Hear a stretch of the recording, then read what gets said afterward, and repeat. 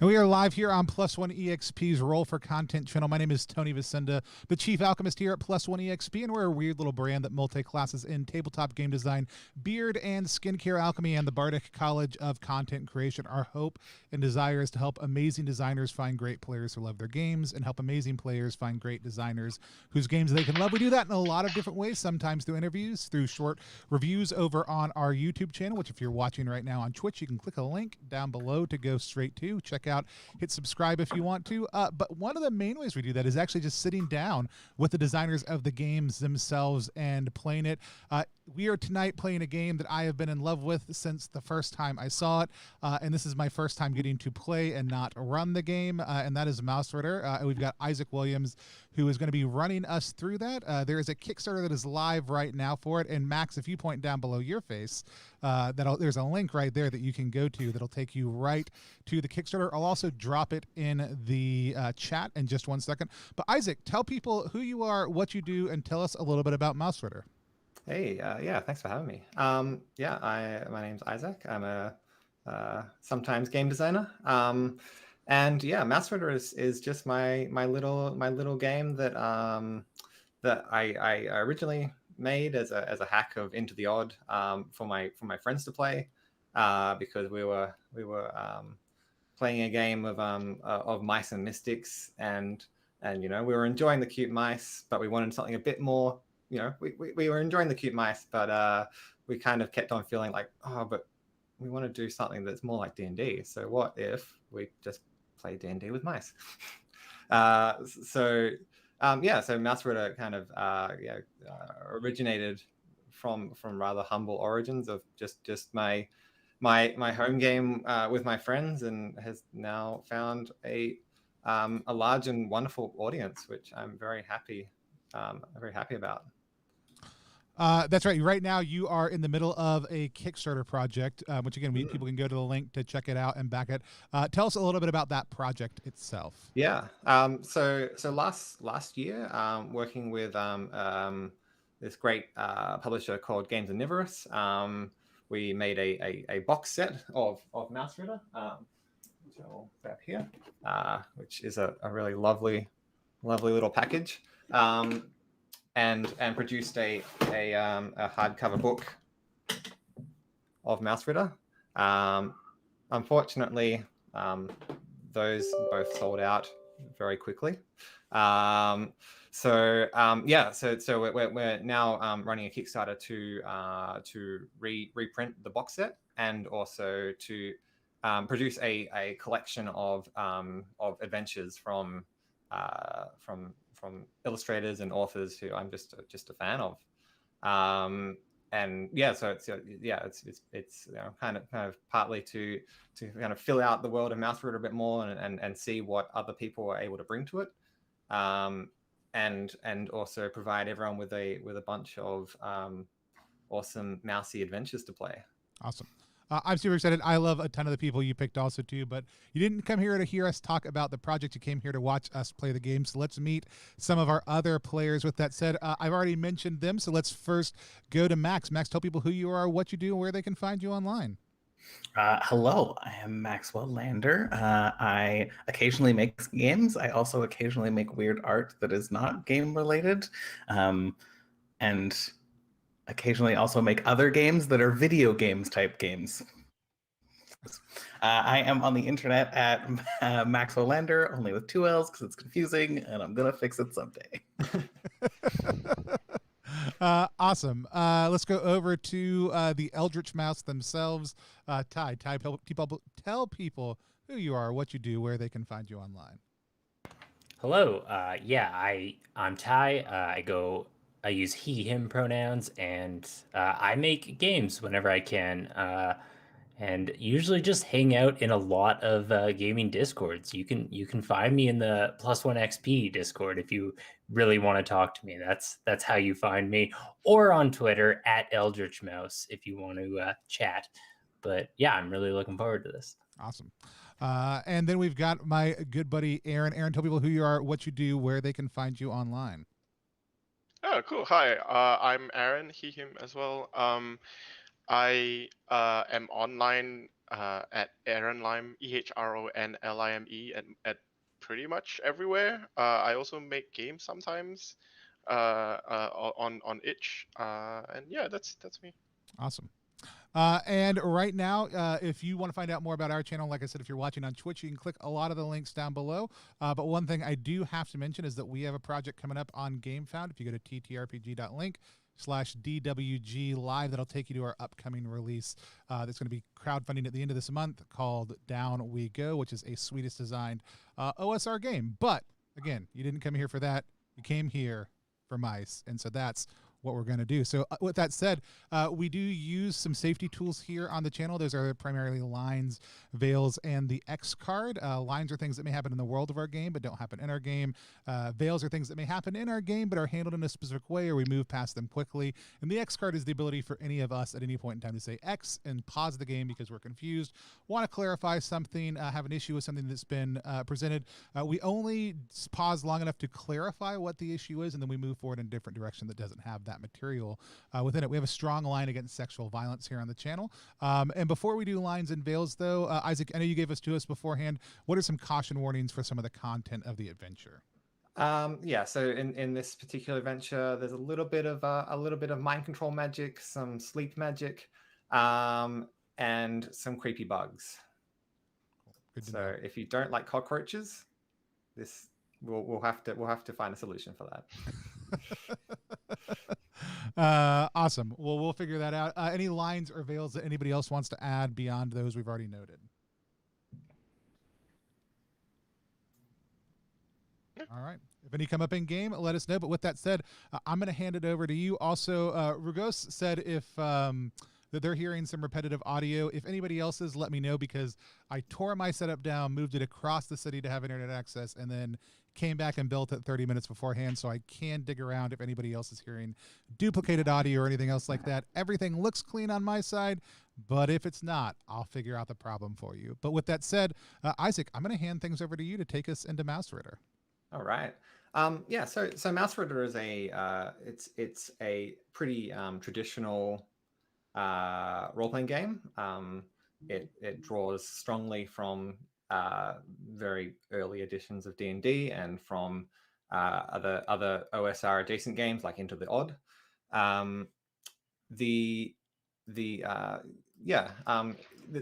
primary mechanic is a D20 roll under roll, but also the primary mechanic is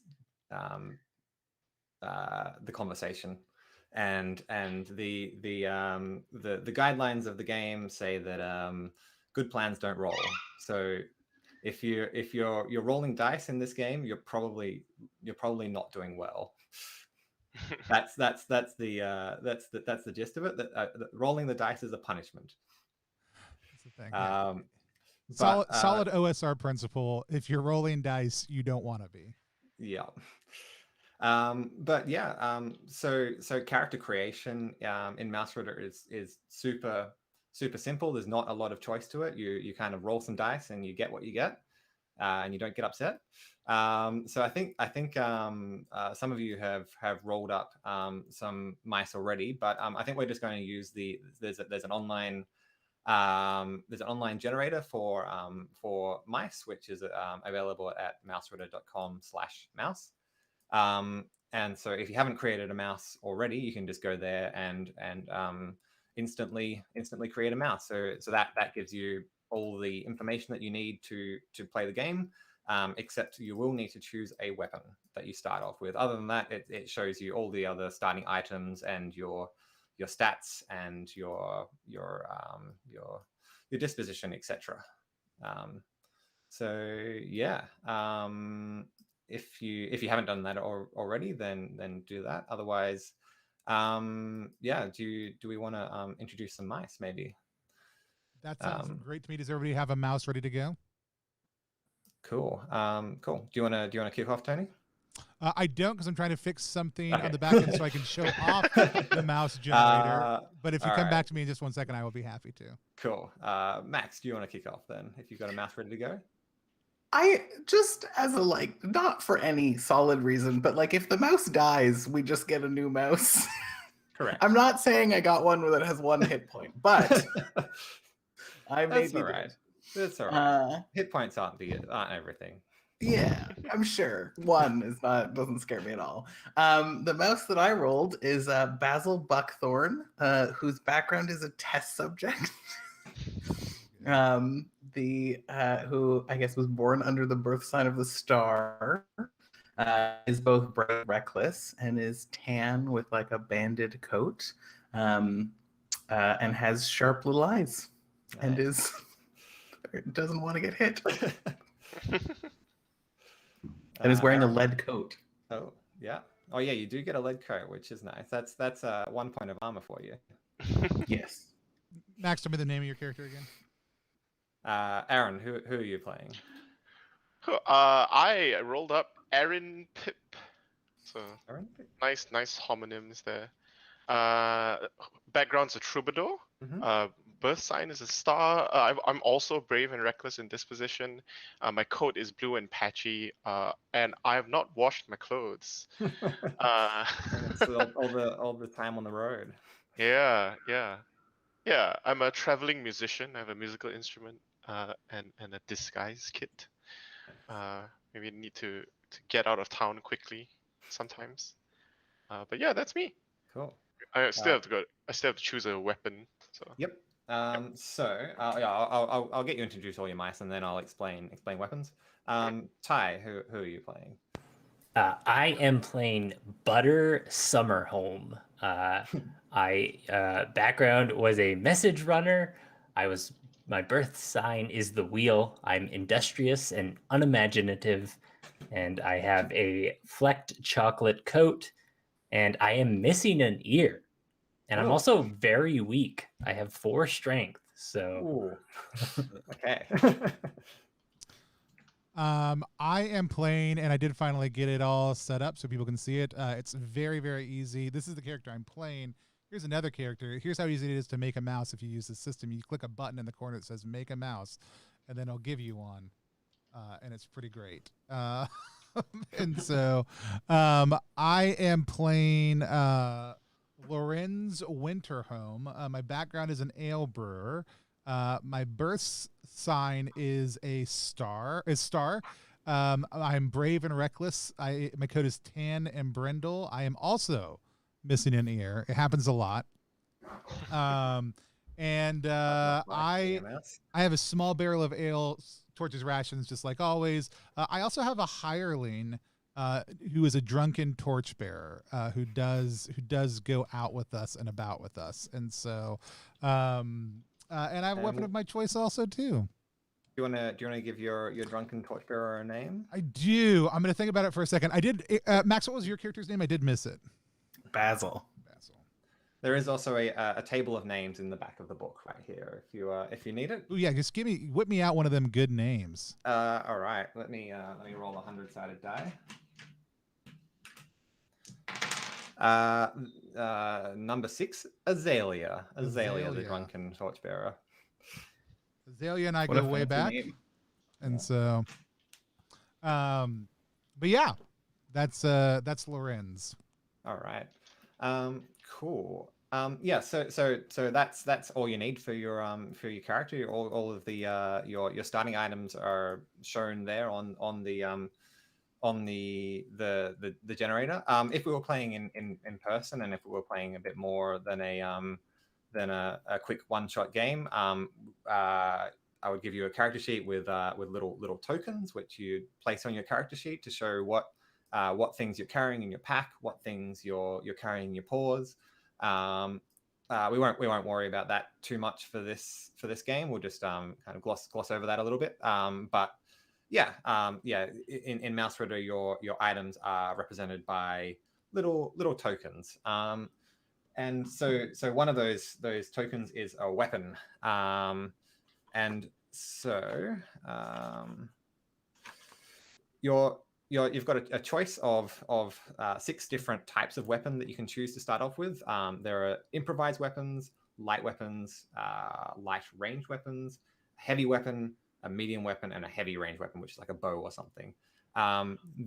Whether you're wearing armor kind of limits what kind of weapons you can use, but I think because you're all starting characters, none of you except for Max, the poor test subject, has any armor. So you probably so your choice of weapon is not very limited there.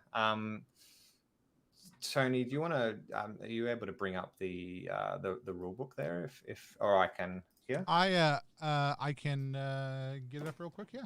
Yep.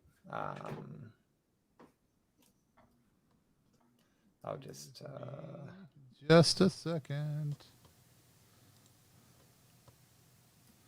because I have to put it in a different place. Oh, good. Also, That's not what I wanted to do.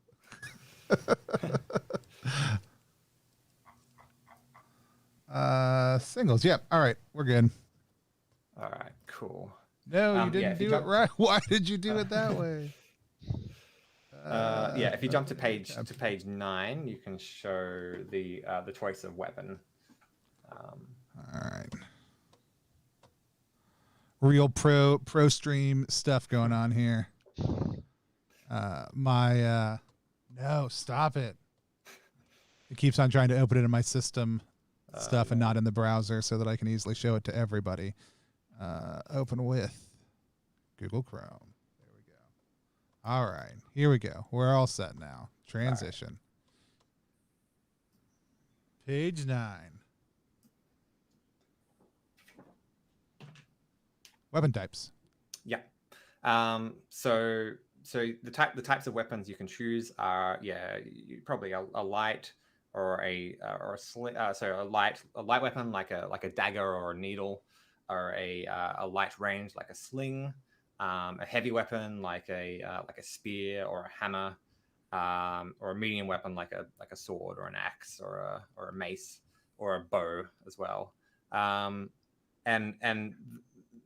the difference between these weapons is kind of just damage type and the amount of space that they take up in your inventory. So a light weapon does a d6 of damage. Medium weapon does a d6 or a d8 of damage, depending on whether you're carrying it in 2 paws or 1 paw. And a heavy weapon has to be carried in 2 paws, but it does a d10 of damage.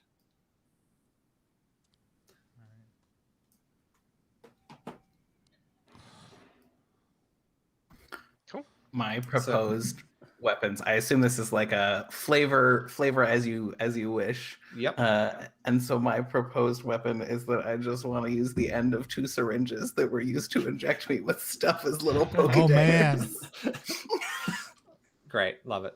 So that sounds like light weapon. Yeah. Just Yep. like a but you know. Yeah. Was a syringe. A little bit of vengeance going on. So butter is butter is very weak. I have 4 strength, but I'm gonna take a heavy melee weapon. I'm gonna take a butter knife, but I don't cut people with it. I just use it like a mallet, and I just smack with it. You use the back end of it. Yeah. I'm gonna take a medium weapon. I'm gonna take an axe that I use to chop up the wood that I use to then brew the ale. Nice.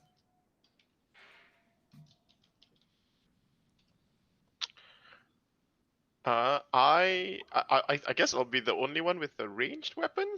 I'll have like just bow and arrow, like improvised bow and arrow. Yep. Simple. Cool. So, also one thing to be aware of. There's no real reason why you have to fight in this game. There's no XP rewards for fighting. Fighting is quite often more trouble than it's worth.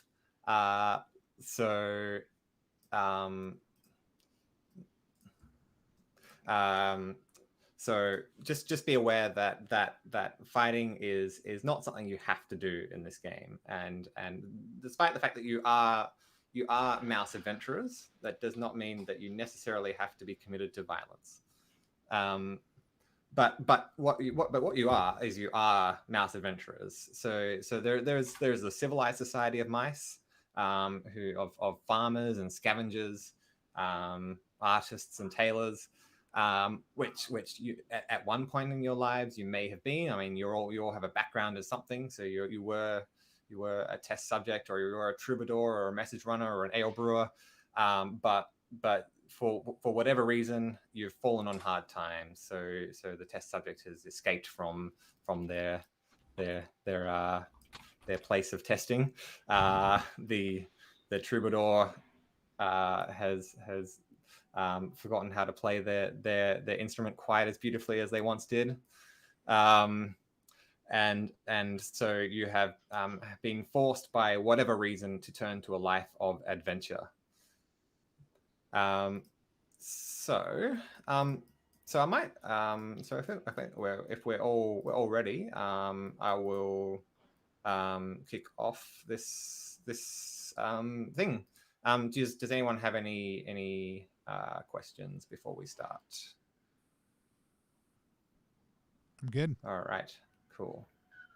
Max, is Max able to hear me? It's not frozen for me. I can see and hear. All right, that's good. So, all right. I don't know if I can be heard, but You I can- can we still can hear you.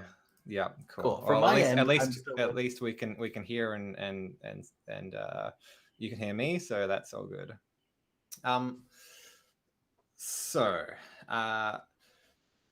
So the great wizard Mausritter is known far and wide for his powerful magic, and mice come to Mausritter when they have a problem, and that problem needs to be solved. And often Mausritter will solve that problem at a high cost. Mice have been saying that Mausritter is not quite so welcoming as he once was to mice with their petty troubles. Once Mausritter was quite happy to deal out a spell to help, a spell of invisibility to help the mice scavenge from the house, or a spell of healing to cure a sick child. But recently, Mausritter has been much less generous in his magical gifts.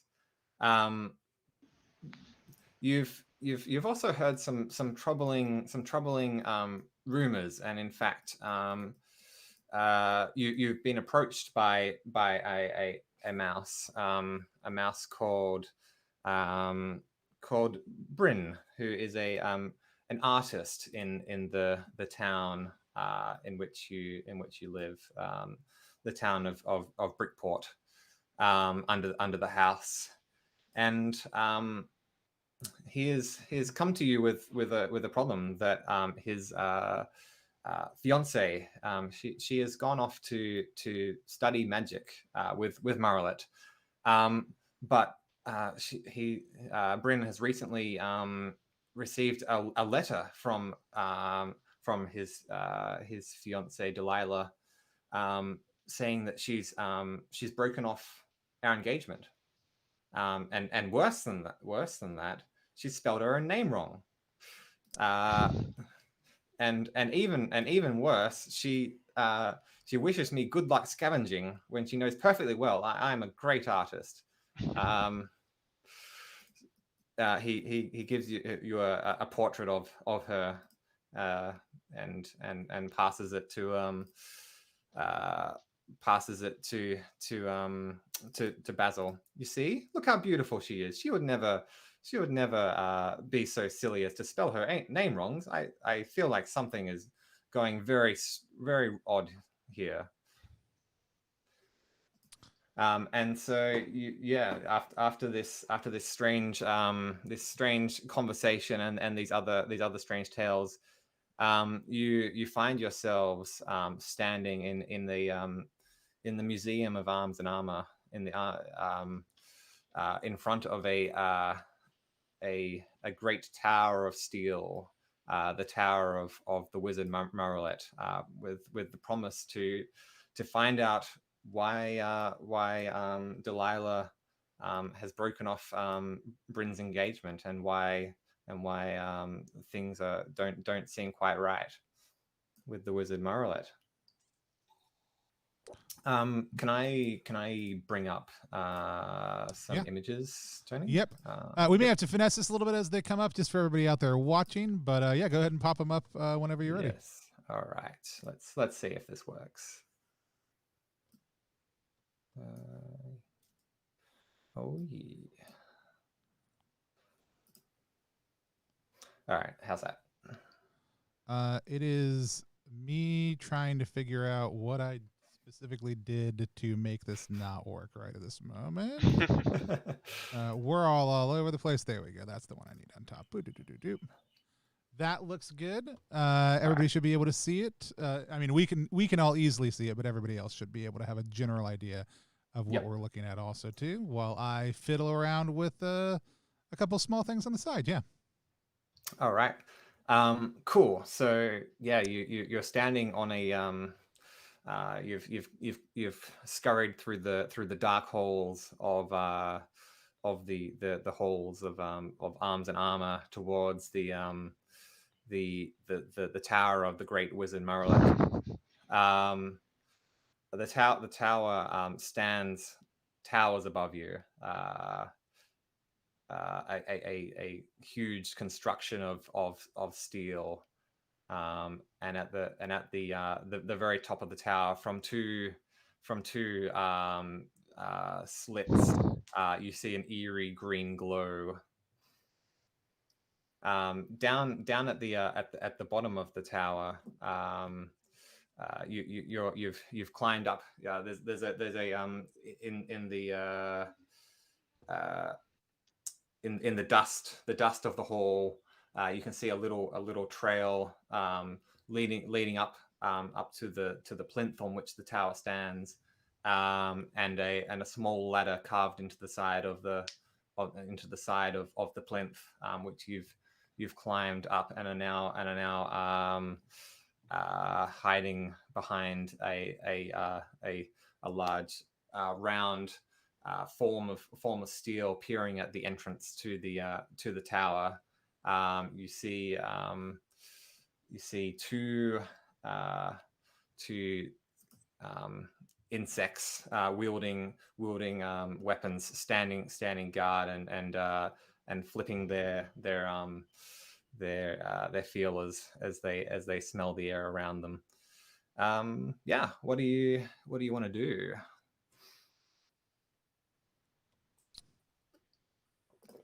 You're on mute, Max.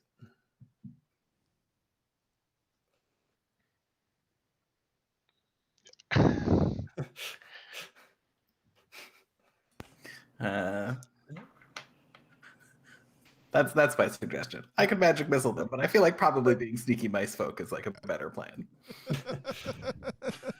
The unspeakable magic missile.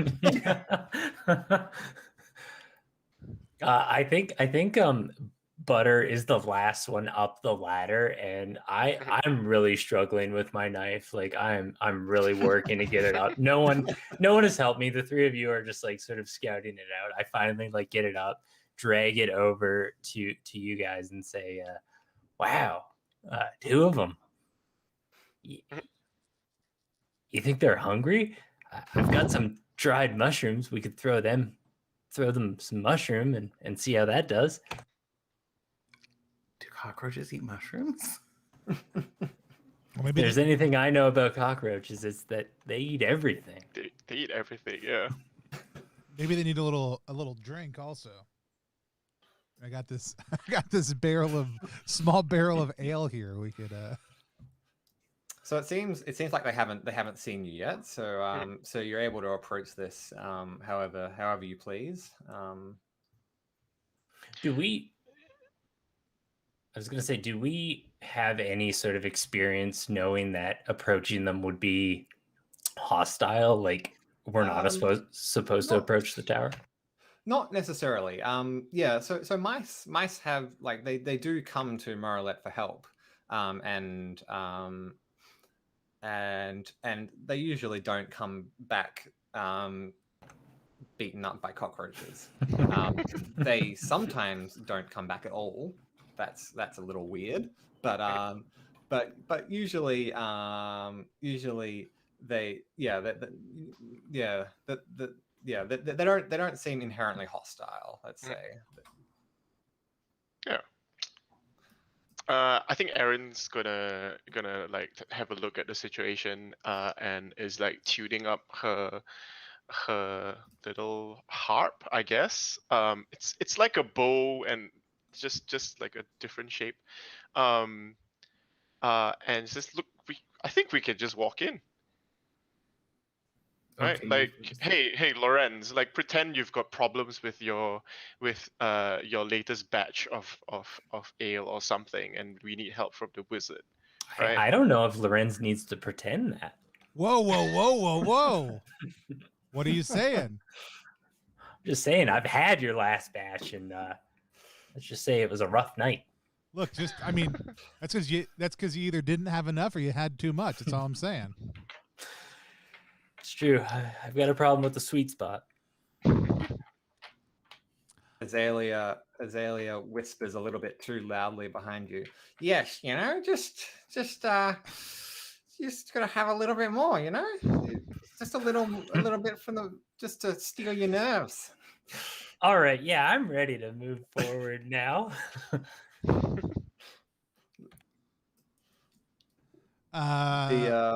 The cockroaches do kind of flick their tendrils in your direction as they hear Azalea's slurred words.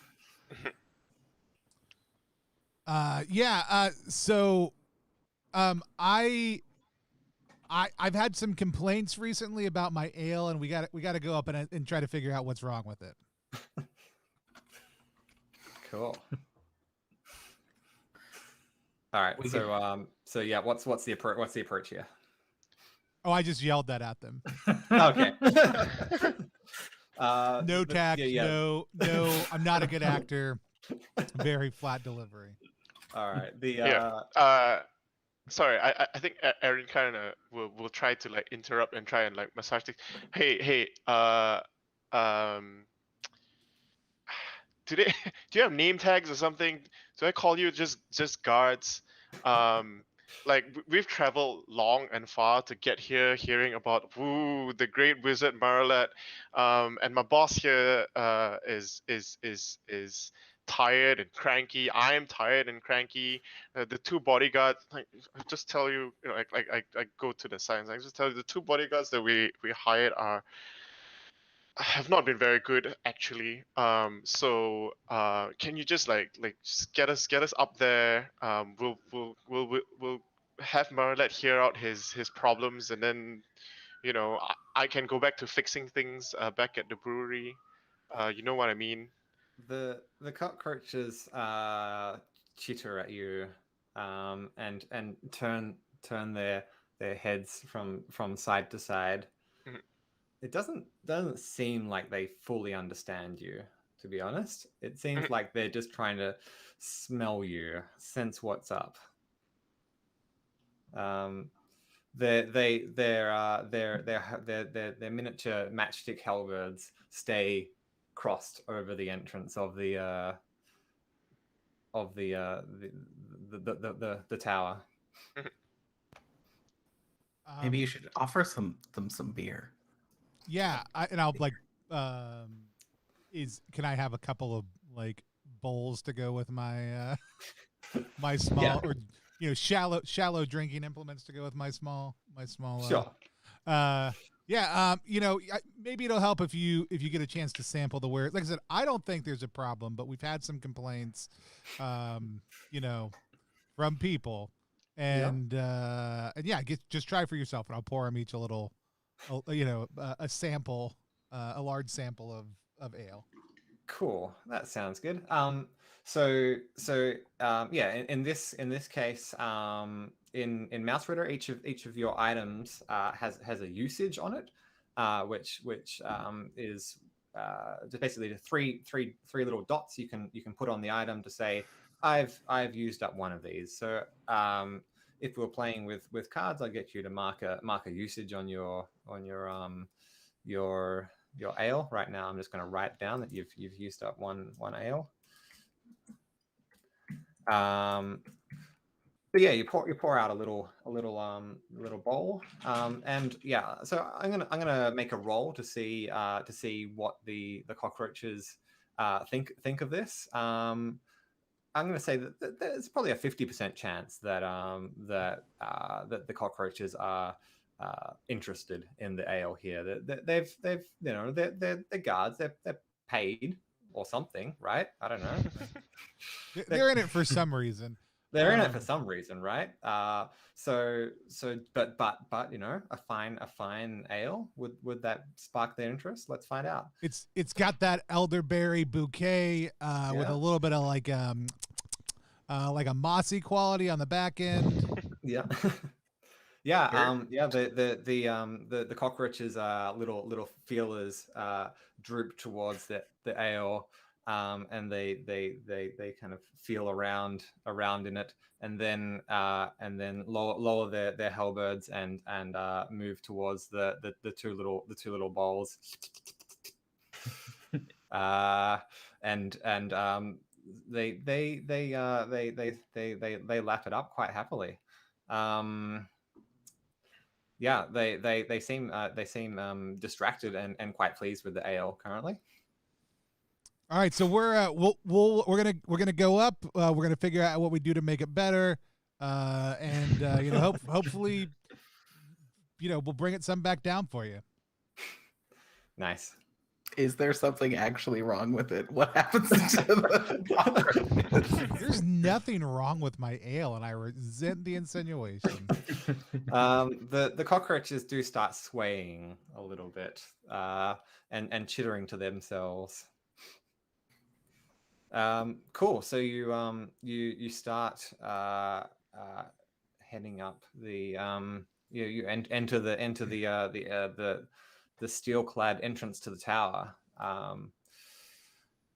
It's a long flight of stairs upwards, and it's very dark inside. So you've all got a torch in your starting items. So one of you might want to light up a torch so that there's enough light to see what's going on. I'll give Azalea one of my torches to bear for us. You know, this is Azalea's burden, exactly, and proficiency. All right, I got this. Just hold it. That's the deal. Just hold it. Hold it. Walk. Got it upside down. Flip it around. Yeah. Okay. Yeah. Thanks. Thank you. Yeah. Okay. Holding it. Yeah. Azalea lights up the torch. Whew, that's hot. Okay. And lights the way for you. No, you lot, you're going first, right? I'm not going in there by myself. No, we're like I mean like I'm right next to you. You're good. It's fine. Okay. Azalea's burden sounds like a great name for a beer. Yes. Like every third beer release is Azalea's burden. Like it's a rotating draft list. All right. Yep. So who's going first? I'll go first in front of Azalea. Yep. Cool. All right. So Lorenz leads the way up the stairs. It's a long flight of stairs upwards. And as you climb, you hear a constant steady clinking noise from up above, echoing down the steel walls of the tower leading upwards. It's quite a high pitched clinking, like kind of a hammering, clink clink clink. but yeah, you slowly climb your way upwards, and as you climb further, you see a point of light up above, and the clinking noise grows louder.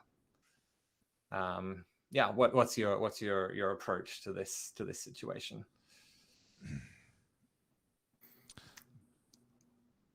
Does it sound like two pieces of metal hitting each other? Sounds yeah, what can you tell? It doesn't sound like two pieces of metal. It's more muted than that. It's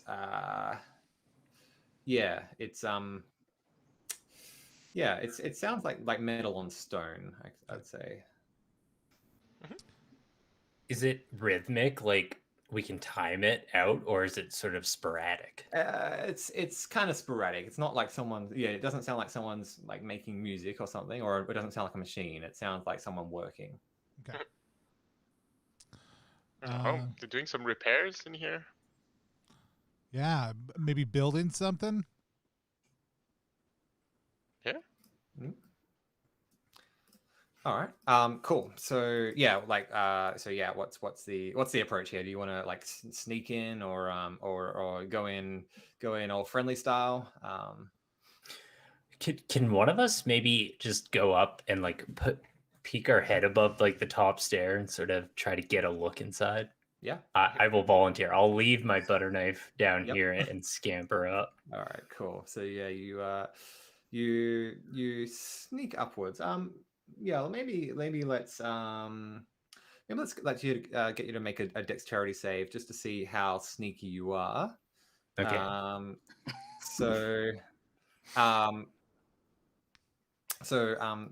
a save in Mausritter is basically you don't in Mausritter you don't really roll to do things. You're a competent mouse adventurer. You can do anything that a competent mouse adventurer can do.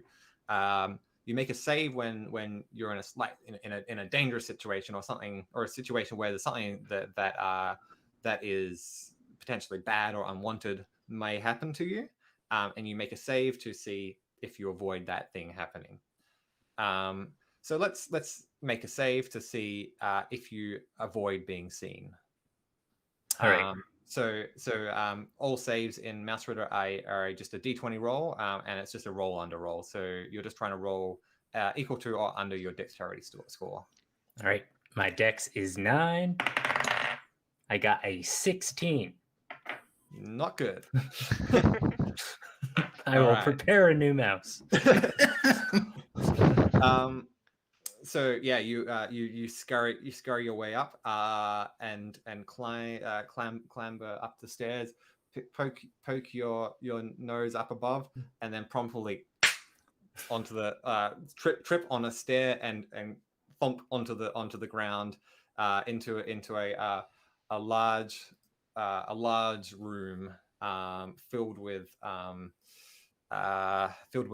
ropes and elevated platforms, and in the center of this room, a huge chunk of obsidian. Now you know that obsidian is what spells are made out of. In fact, Basil has an obsidian spell on him at the moment. So spells are made out of tablets of obsidian in which a spirit is trapped in. And so when you may or may not know that, Butter may or may not know this, but collectively you know that obsidian, a big chunk of obsidian means a big chunk of magic, or a big chunk of potential magic, I guess. So you plump right onto the ground, and the clinking noise stops, and two mice, a mouse carrying a chisel, quickly turns around and sees you. Oh, I like push myself up and say, which one of you two ordered the beer cart? Because it's here. Come and help me bring it up. a beer cart? I don't think we've ordered such a thing.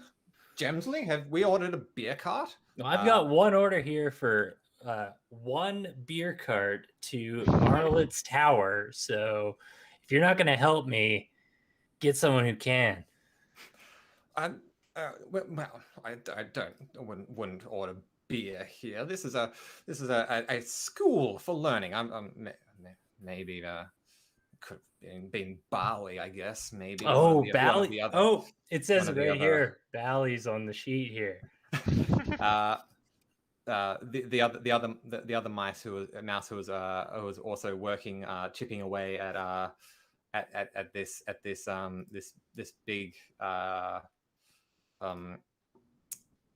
chunk of obsidian, and is holding a little chisel. Walks over to you and looks down at you. Emerald, I think this one is up to something. Why? I don't think there's any beer here. Why would we want beer in our school? Bring up the beer. I've got your beer here. All right. Yep. Sorry. Look, Lorenz. What are you doing? I'm holding the barrel up. Where do you want me to put it? The cart couldn't make it up the stairs. Just had to haul it up. Don't worry, you can just add a tip to the order, not a problem. I'm gonna like follow behind Lorenz quickly, and I was like, okay, where do I set up? I pull my harp out and like start tuning it. It's like, whose birthday is it? Is it your birthday? Oh no, this is no. Happy birthday. This is too much. You can't be in here. This is we're working. Well, everyone not needs anymore. A rest day. It's party time. An office party. What a great idea. From up above in this you're in this large steel walled chamber, and with this huge chunk of obsidian hanging from string in the middle of it. In this room there's like work tools and chisels and a big bag full of obsidian shards and shards of obsidian all over the floor, and over to the right there's a few like formed obsidian tablets that are of comfortable size for holding as a mouse. Up above there's two levels of platforms and a spiral staircase that leads upwards. On the first level, there's a doorway slams open, and you hear a voice. Did you say beer? Whose birthday is it? It's an office party. All right, come on, bring it up then. There's another. You see another mouse up there. Come on, bring it up. We'll put it in the kitchen. I have my document sealed. That's one of my items. So I'm gonna sort of unseal one so that I can like read off of it, and says here that we need a Delilah to sign for it. It's Delilah here. The two mice who are down on the ground suddenly look at each other with a knowing glance. We don't know any Delilah. There's never been any Delilahs here. I'm sure you've got the wrong wizard's tower. I think you need the wizard's tower next door. No, they Is this a definitely row said Wizard come Stars? here and then yell. No. They said come here and There yell, is no "Hey Wizard there, Star in this Delilah!" Really loud. Well, all right, let's put it up to the kitchens and get this out of your way so we can get the party started. We'll figure out all the logistics later. Right now, it's about the party. It's about the good time. Ollie says Saffron to Emerald, the one of the two mice downstairs. Always causing problems. All right, take it upstairs and just be done with it. All right. Yeah, I'll quickly run back and grab my butter knife and drag it up, and then Yep. I assume we're taking the beer further up. Oh yeah, like I'm already up the steps when you get back. All right. All right. Yeah. Cool. So you're greeted up at the top of the stairs by another mouse, gray fur, and a bit less pretty looking than the ones downstairs. A bit less of an attitude. Oh yeah, got some beer. Come on, bring it in. Yeah. Oh, my name's Barley. Come on.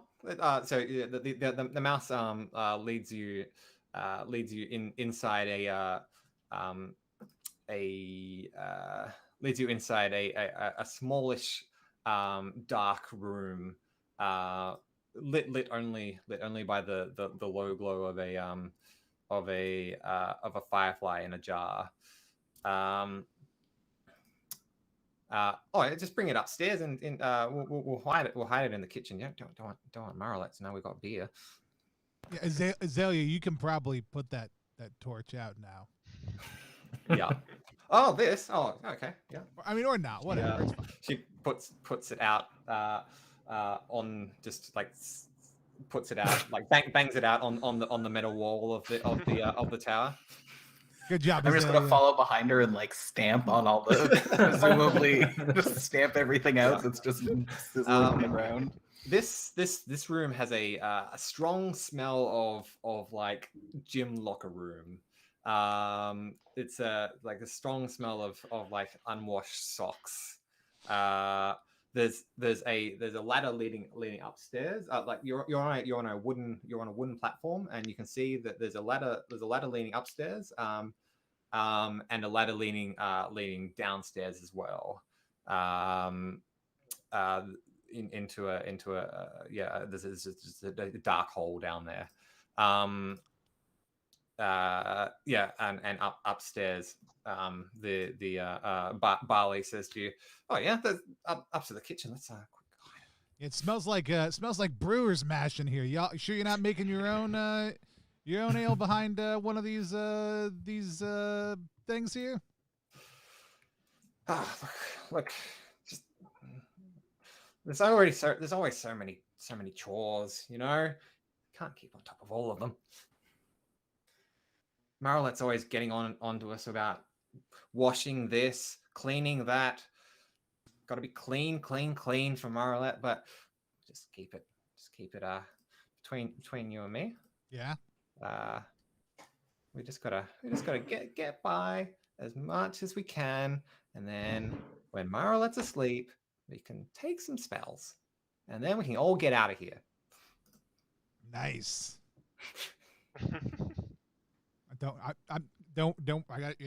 right here. All right. Yeah. So Azalea pulls the hoists the barrel of beer onto her back and pulls it up into the kitchen. You just want it here, do you? That looks good. Yep. All right. Well, thanks for that. I love a little bit of barley wine. Says Barley to you. So, what you just bring us beer? That's nice. I sort of lean back on like a shelf and look over and be like, "What's the deal with the two mice at the obsidian. They kind of seemed uptight. Yeah, they are uptight. That's what I've been saying. Yeah, I got the vibe from them that they were not party animals. No, they You're just want to work, work, work.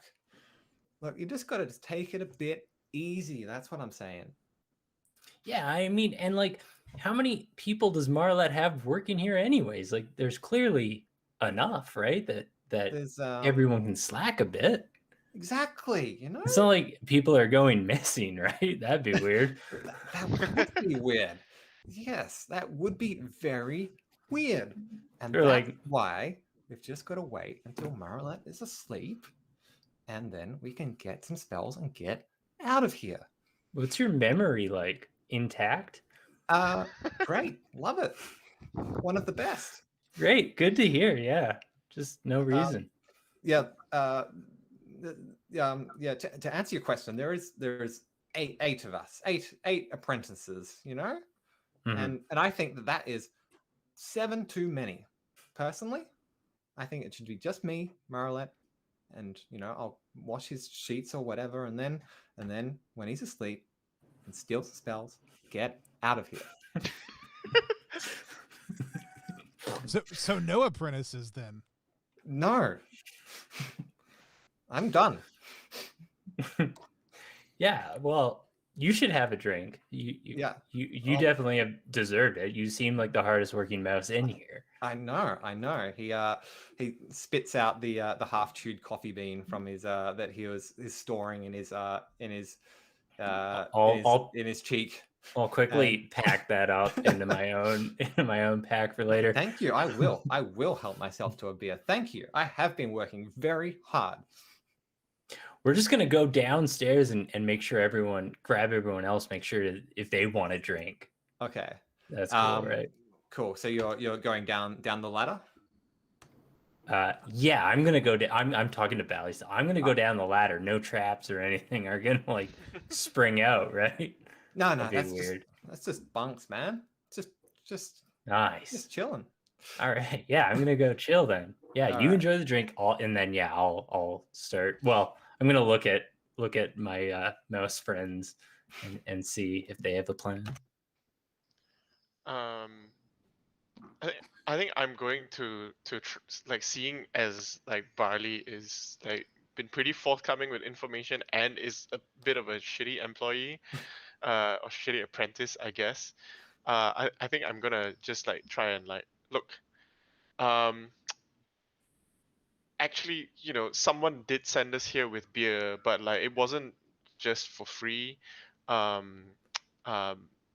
We were supposed to deliver this to Delilah as a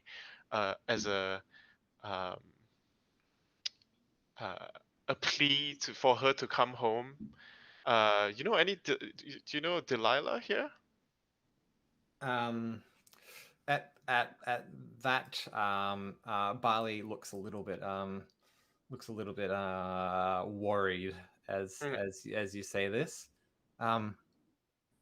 Oh yeah, she I think she used to be an apprentice here, I think. Yeah, she was. It was just before my time, I think. But I think she left. She get a spell and get out of here. I think. Look. You didn't hear it. You didn't hear it from me. But I think that she probably got a spell and got out of here. Nice.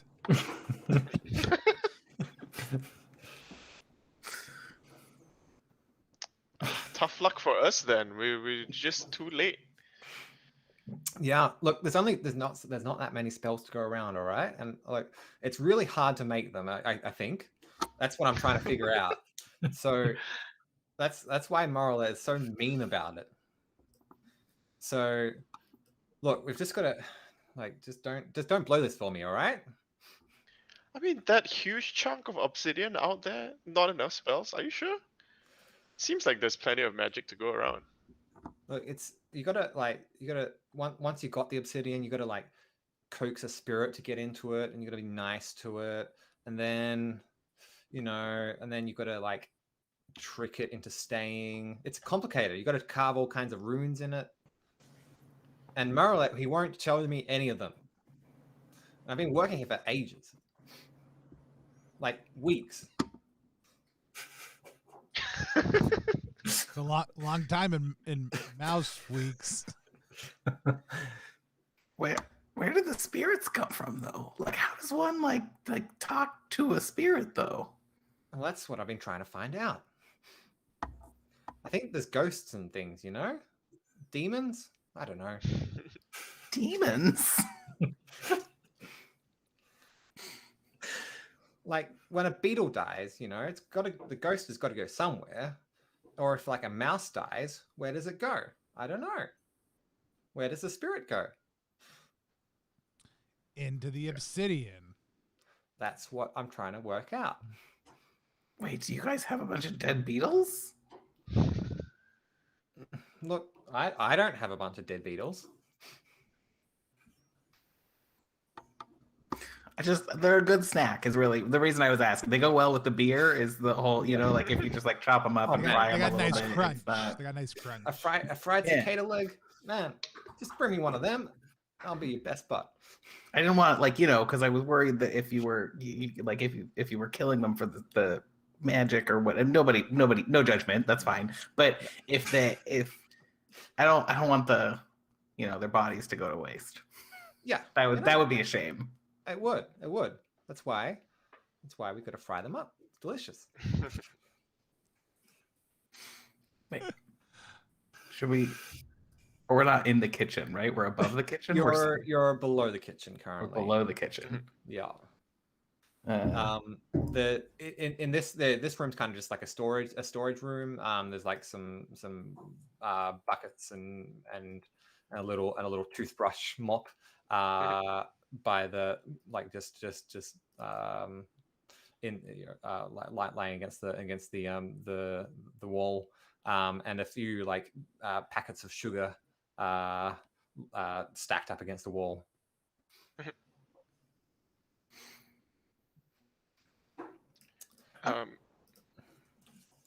Go ahead, Max.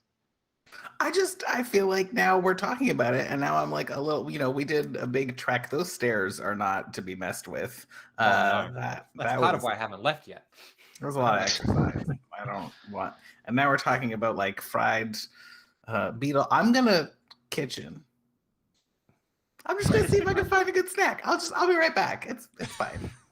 I'm totally normal here. I'm just totally normal for a stranger to go to your kitchen. I'm just gonna. Sure. Look, not my problem, man. You do it.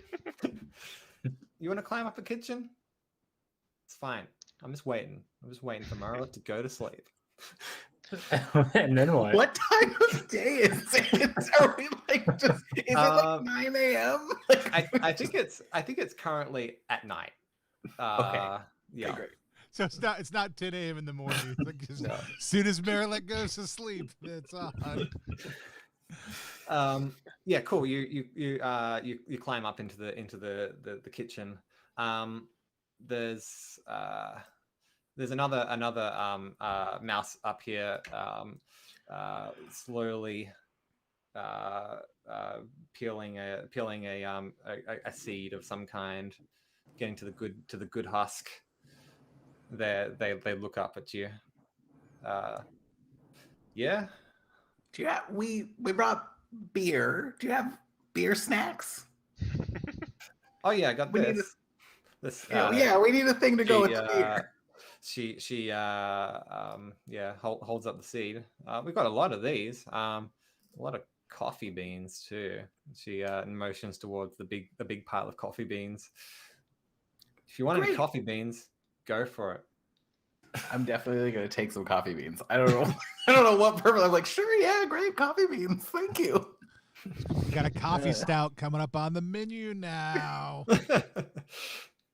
Nice. Yeah. Well, you can grab some coffee beans.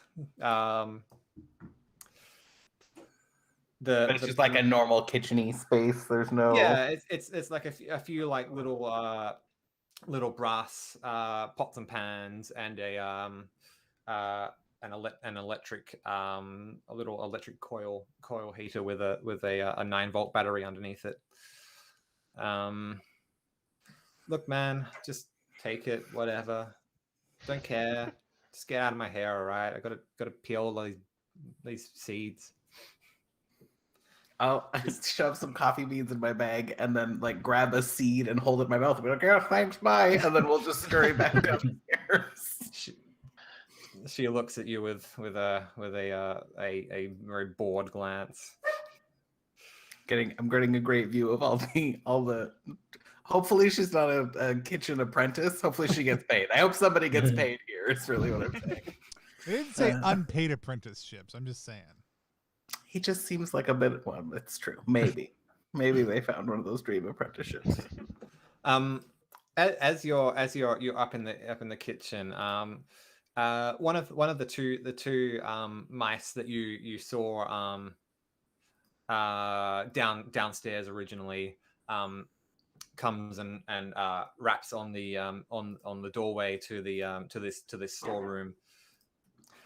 Look, okay, I've seen you've delivered the beer, and now you're still here. Can you please leave? Okay, we're trying to work here. Okay.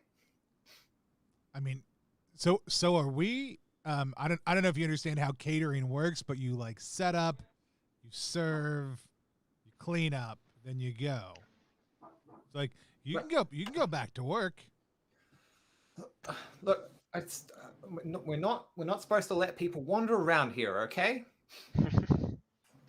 So, look, I can see you're delivering something, but you've just got to put it there, and you've got to go. Okay, yeah. It's as soon as we get who can sign off on this again? Who's it for again? It's for Delilah, but we can't find a Delilah. So I guess we'll need the boss's signature then. Guess so. Got to be Delilah or the boss. Those are the options. Okay, but well, I guess it's a form. I guess it's probably official, isn't it? So it's a sealed document. I'll tell you that. All right. Well, she interrupting the boss isn't gonna get him mad at you or anything, right?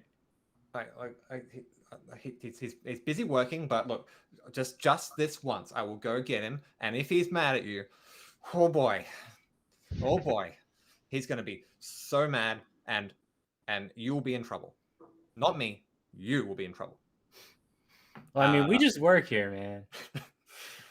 She angrily tramps up the spiral staircase upwards towards the top of the room. Cool. What are you doing now while she's distracted? I'm gonna scramble down into the pit underneath the room. Cool. Yeah. Well. Yeah. So you scramble down. It's a bit dark inside. Do you want to light a torch? No, but I will shout out, Azalea, down here. Azalea, bring the torch. All right. I'm coming. Look, yeah. She pokes the torch in afterwards.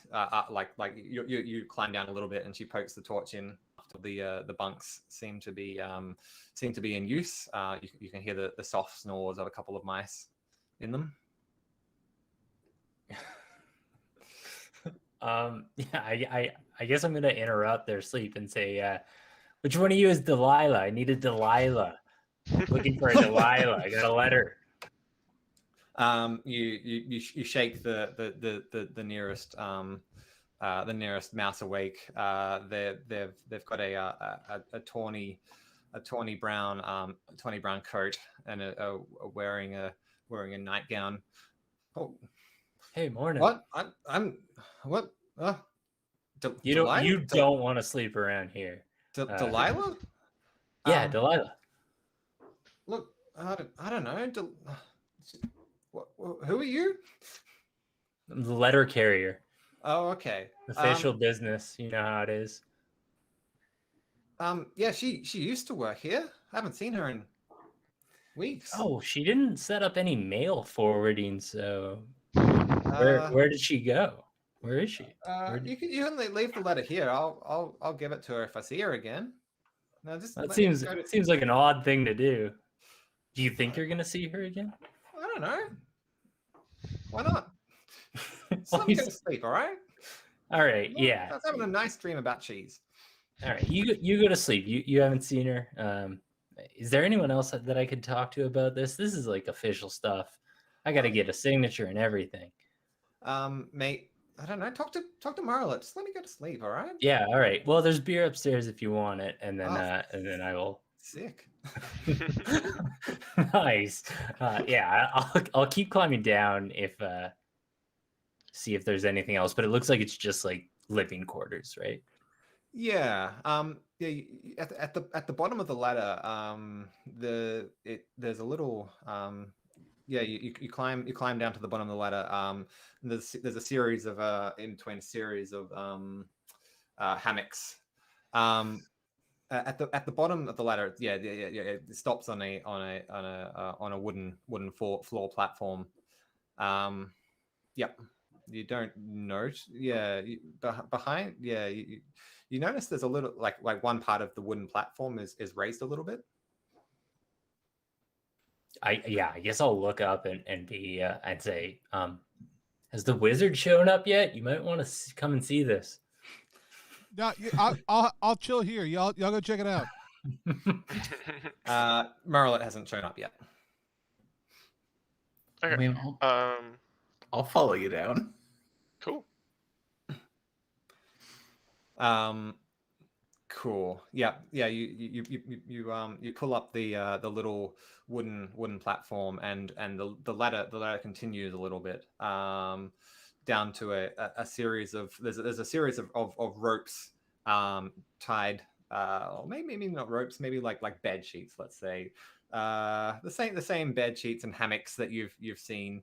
A few of them are like tied up together, leading downwards into the dark the dark metal walls of the of this room.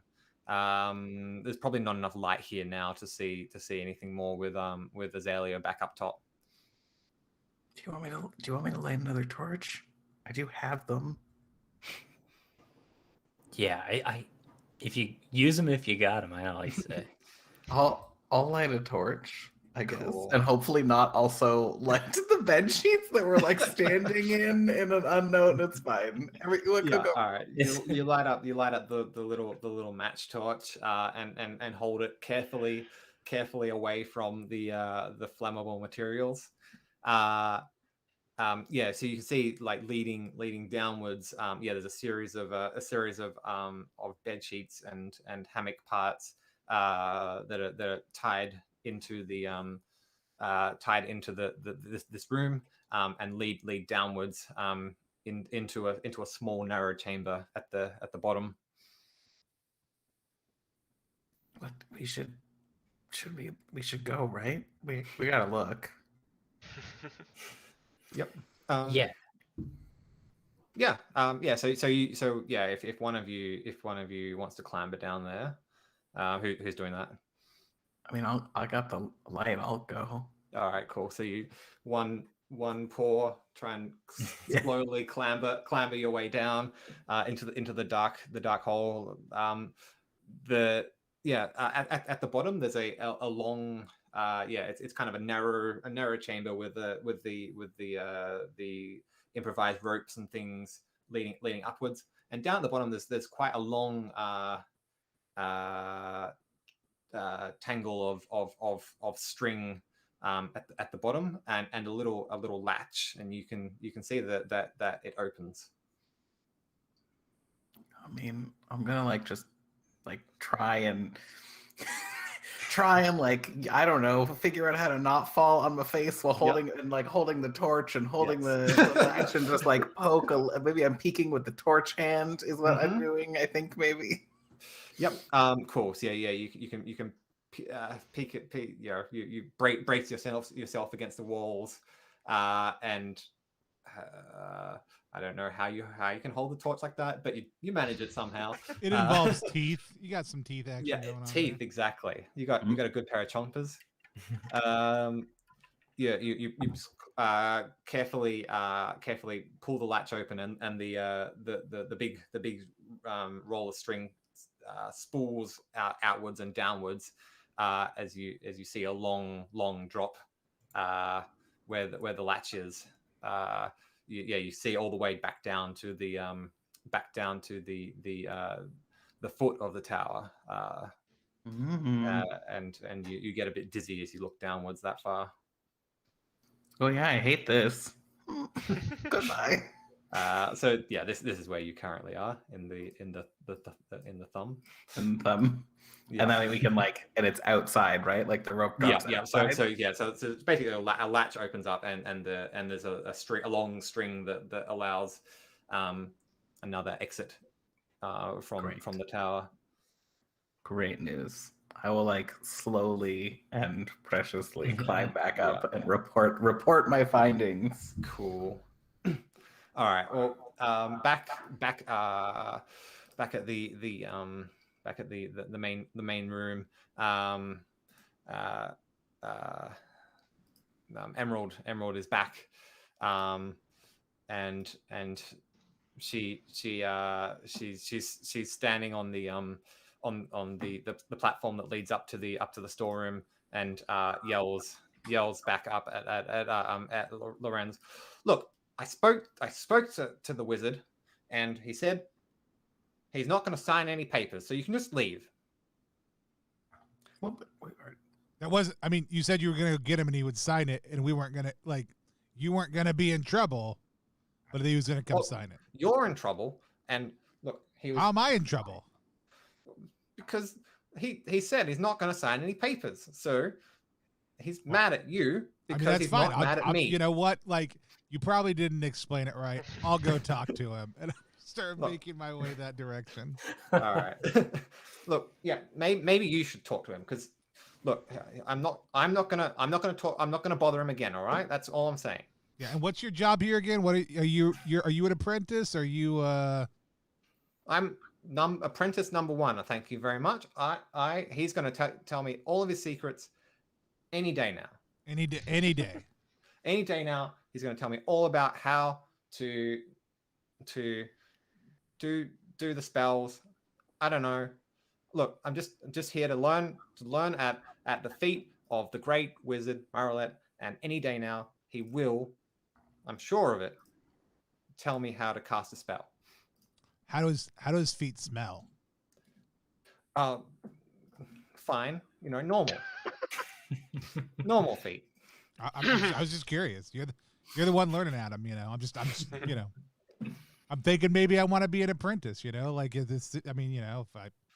if I can't get the signature, I'm going to lose my job. Already enough apprentices. We don't need any more. So you can just get your signature and go. Thank you. Right. So I'm gonna start making my way up the spiral staircase. All right, cool. Max and Ty, are you? I think you can probably come back now. Are you going with Lorenz and Aaron? What are you doing? I think I want to ask, hearing that, was it Emerald? Was it that was the senior apprentice here? Yeah. Yep.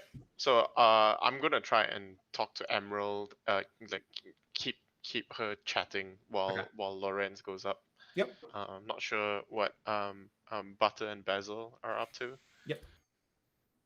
Cool. But right, yeah. And what's Azalea up to? Probably sneaking a drink. Yeah, probably. Just a wee nip. If we're being realistic, yeah. I'm gonna follow Lorenz, but at the same time, as we're going through the main room, I just want to get a look at that second apprentice in there and get a vibe check on them if they're as uptight, it seems. Yep. Maybe the other one in the main room that you met at the start. Yeah. Yeah. Yep. Cool. All right. What do you reckon? Should we take a little break now? You think that's a good time to break for a break? Sounds great. Do you want to stop presenting for me for a second? Yep. Boop, boop. And here we go. Yeah, let's take a 5-minute break. So we'll come back at 30 minutes after or till the hour, whichever one you prefer. If you're a hour half empty, hour half full type person, I don't know. Everybody stick around. We're going to keep on playing this adventure, which is one of the adventures that is currently available on the Kickstarter project that is now right underneath Ty's face. Ty, point right at that link right down below you. Also drop it in the chat if you're watching on YouTube or Facebook right now. It's also in the link in the description. But we were playing Mausritter. I'm going to let everybody else hop off. I'm going to vamp about a couple things while we are doing that. So you guys are welcome to just leave your you guys don't have to turn off your cameras or anything. I got a nice little graphic we're going to pop up over all of our faces while I'm talking about that stuff. So if y'all want to come back in about 5 minutes. Just a couple of short announcements for those of you who are out there watching on the stream right now. We do have a couple of different actual plays coming up, just like we were doing tonight. Mausritter with the Creator on Friday this week. We are going to be playing with ray guns and robots. You heard me right. That's ray guns and robots, an alternate spelling and pronunciation of robots, which is a system agnostic OSR style zine, which is launched on Kickstarter right now from Planet X Games. We are going to be using the Away We Go hack of our house OSR system, which is called Down We Go. It is the first time we're going to be using that, but that has amazing art by Eric Bickford, and as always, as a team that Levi Combs of Planet X Games. That's going to be Friday the 20th at 8 p.m. Right here. So if you want to hit follow to get notified whenever we go live. Also, we are on the road to 1,000 here at Plus One EXP. We are between 900 and 1,000 subscribers over on our YouTube channel. So if you're watching right now and we'd be kind enough to follow us over at youtube.com/+1exp, we would absolutely be delighted if you do that. Again, you can watch all of our back catalog of us playing games with the creators and designers who make those games for the most part, along with short reviews that are 5 to 8 minutes, sometimes as short as 3, of different games that you may want to check out. Just a quick breakdown with some thematic pieces to help you know if you want to dive into a system in more detail. We also host an interview series called Prestige Class and a series of community conversations that are great for both designers in the RPG scene as well as for people who are just fans of RPG culture in general. You can again find all of our back catalog over at youtube.com/+1exp. And if you have not had a chance yet, I would love to have you go over and check out our Game Found page. It's at ttrpg.link/DWG Live. This is an OSR project we have launching at the end of the month. It's a system that's created by Marcus Linderum, who is a phenomenal Swedish designer, but there's been a global development team, people from the Southeast Asia RPG community, as well as from the Latin American RPG community, North America, and points across Europe. We are super excited about this global project and all the different ways it's come together, but I fell in love with the system straight from the start. So those are all great things you can go check out if you want to support us. If you want to support us in a more direct way, you can also just consider becoming a content champion. Everything we do on the channel here, we do just in exchange for giveaway copies, the ability to share things, great games with you later on. So we try to keep things free for the creators as much as we possibly can. And so you, when you support us, you help us keep content free for first time small or diverse independent RPG designers, whatever indie RPG design means in today's day and age. With that said, I'm going to rest my voice for like 2 minutes and we'll be right back.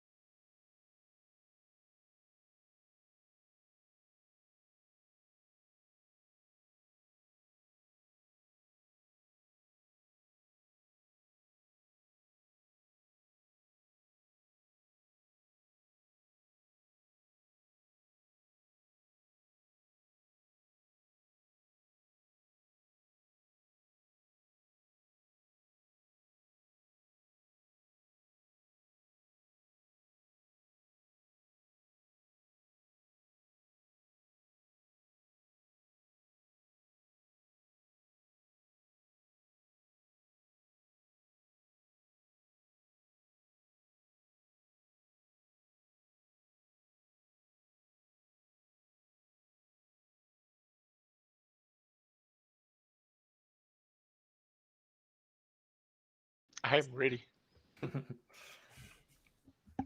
And whether you were ready for it or not, we are back here on Plus One EXP playing Mausritter, and I just dropped my name and notes sheet for the entire adventure on the floor.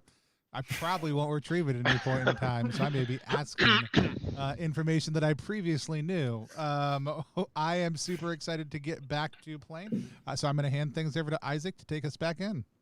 All right. So where we left off, Lorenz was heading upstairs to annoy the wizard. Butter was following. Is that right? Yeah, I'll follow. Yep. And Aaron is going to be seeing what the mouse apprentices are up to, and Basil. What was Basil up to? I feel like I want to follow because I want to know what's up with the wizard. Yep. I don't want to. Bye, Aaron. That's all right. You're not too far away. All right. Yeah. Yeah. Azalea. Cool. So maybe can I present that screen again? Yeah, absolutely. Yep.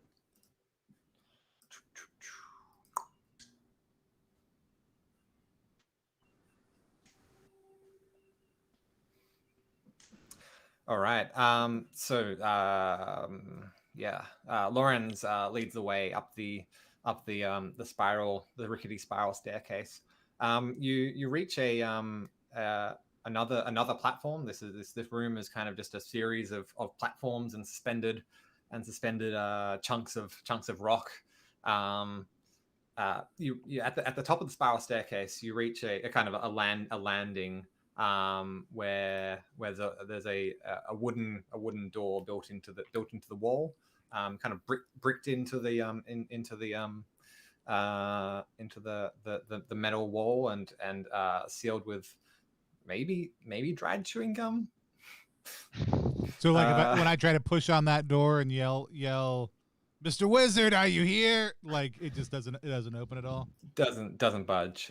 There is also another staircase leading upwards. Wrong. Emerald. Emerald yells from down below. Wrong door. Keep going. Oh, this one's stuck. Yeah, I told you it's a wrong door. Well, I just making sure you knew it was stuck. You don't have to be snooty about it. Look, stop annoying me. Go annoy the wizard. I'm sure he won't blow you up. Where are we going? So there's a door here. There is another staircase leading up from this landing. Yeah, so I'm saying to Emerald, where are we going? Like show us. Like go lead the way. No. I've already look.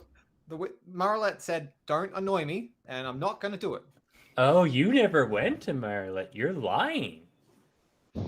I went and knocked on the door, but he said no, and I'm not gonna annoy him if he says to not annoy him. Well, he's gonna be really mad at us, so maybe you should head back down, and we'll take it from here then. Yeah, you know what? Free of charge, we'll just get that door unstuck for you too. Basil, do you want to see if you can get that door unjammed? Because one thing I know about chewing gum, it hates a butter knife. Or is that is it butter? Butter has the butter. Butter knife. has the butter knife. I was like, what is I this? said that to Butter, not to Basil. Again, notes on the floor. I apologize to everyone. I'm nodding as you're saying this, and I'm like, yeah, and then just start shoving my shoulder. I'm like, yeah, this will make sense. Butter knife, got it. Yeah, whatever. Yeah, it's a pretty solid door. Like it. Yeah, you don't feel any movement with it when you bounce up against it. Oh no, I'm so tough too. Well, I will. What is your strength? 11. Oh, that's pretty good. Pretty good.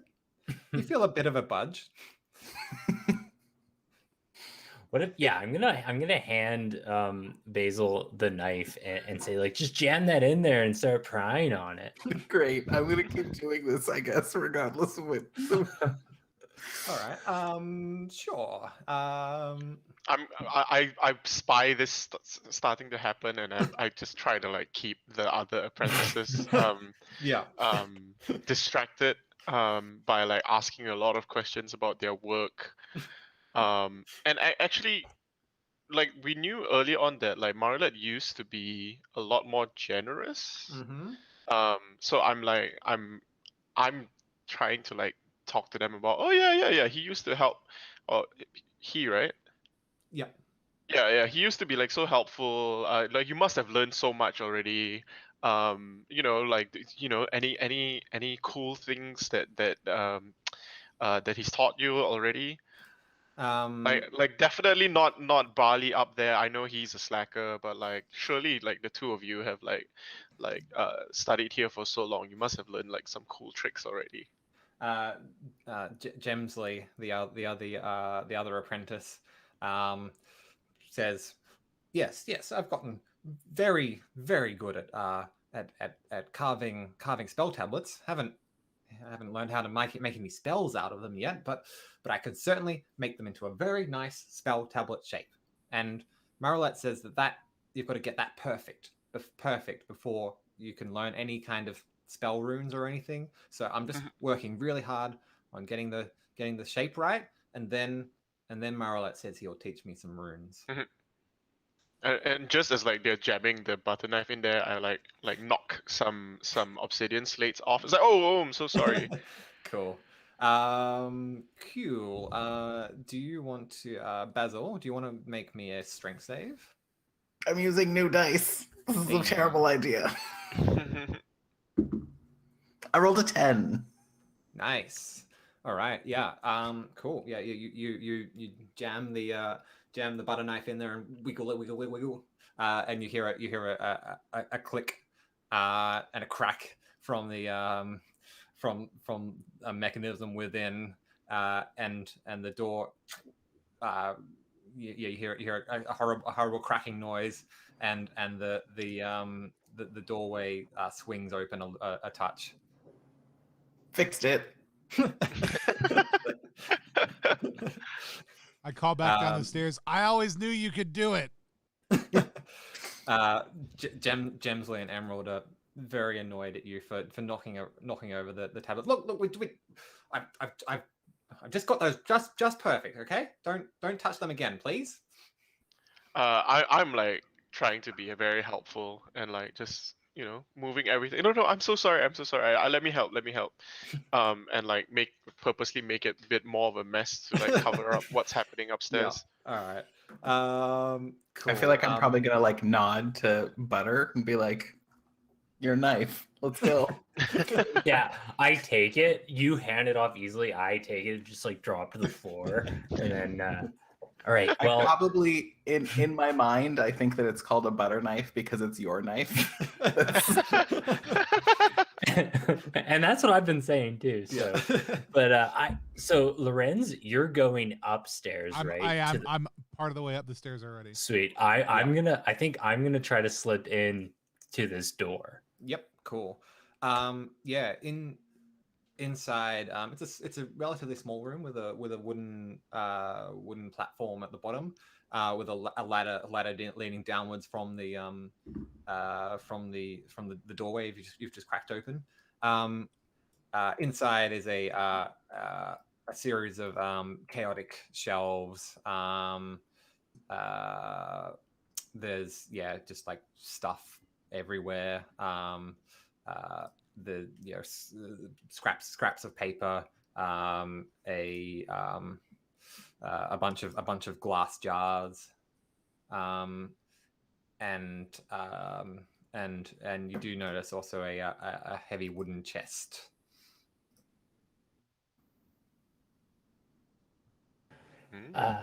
I'm gonna scamper about and try to see if I can find like a logbook or a journal anywhere. Okay. Cool. Yep, I'll let you do some searching in there.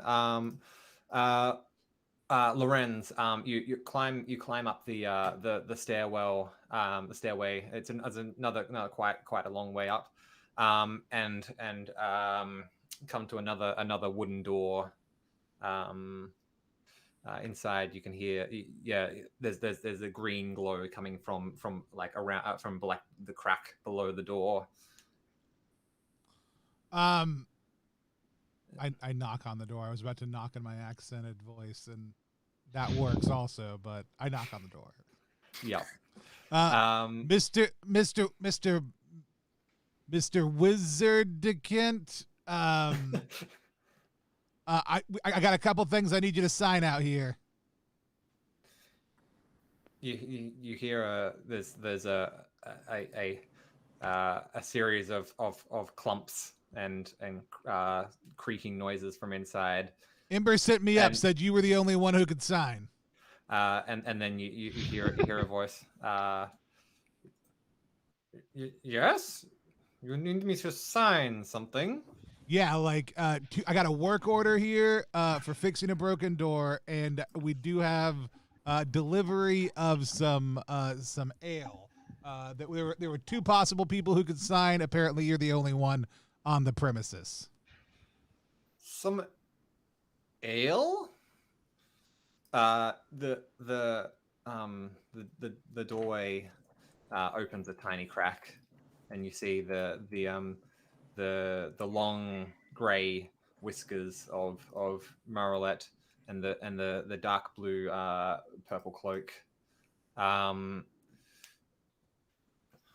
What is this? Ale? It's you take hops and water and yeast, and I mean, like, some people would say like a little bit of sugar. I don't think that's a good idea. I think it makes it way too sweet, but at least heat. Then over the course of the time, the alpha isotopes extract out into the water, and the yeast and the plant matter ferment, creating a delightful, I mean, if I say so myself, bouquet of elderberry and moss kind of on the end. Yes. What has this got to do with me? Oh, I need someone to sign for it, and it was either you or Delilah. They said Delilah's not here. If you know where Delilah is, I can go bother her. But if not, then I need you to sign for it. Also, we fixed a door, so I should probably go ahead and get you to sign off on that work.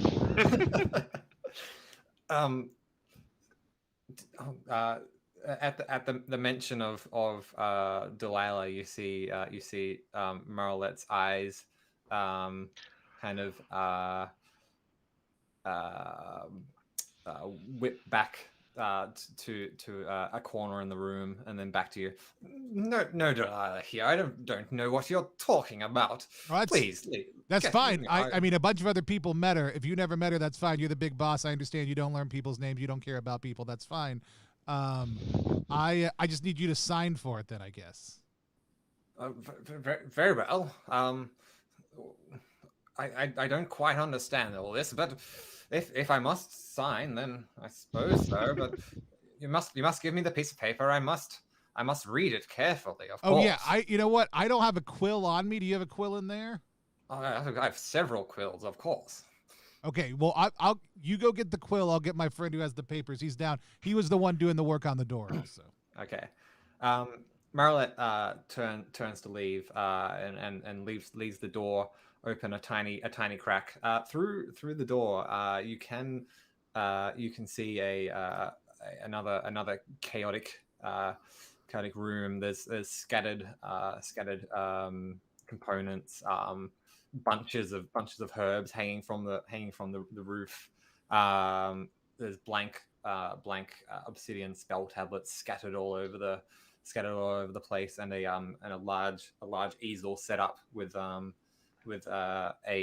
spell tablet half carved on the easel on the workbench, with the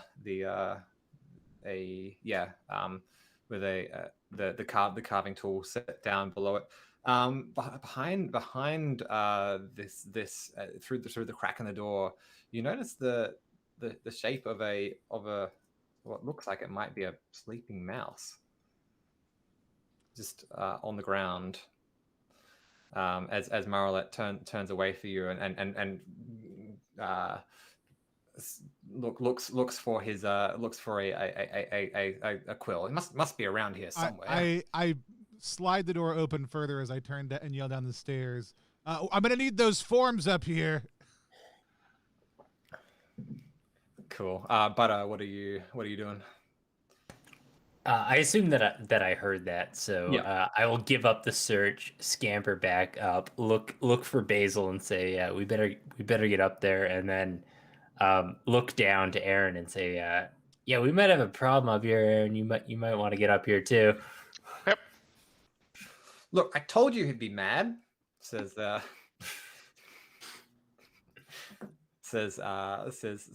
Emerald. So you're right. You're so right. You're always you're so prescient, Emerald. I know. I warned you, and you did not listen. Like I just start casually strolling into the room and go, "Holy moly! You got a lot of tablets in here."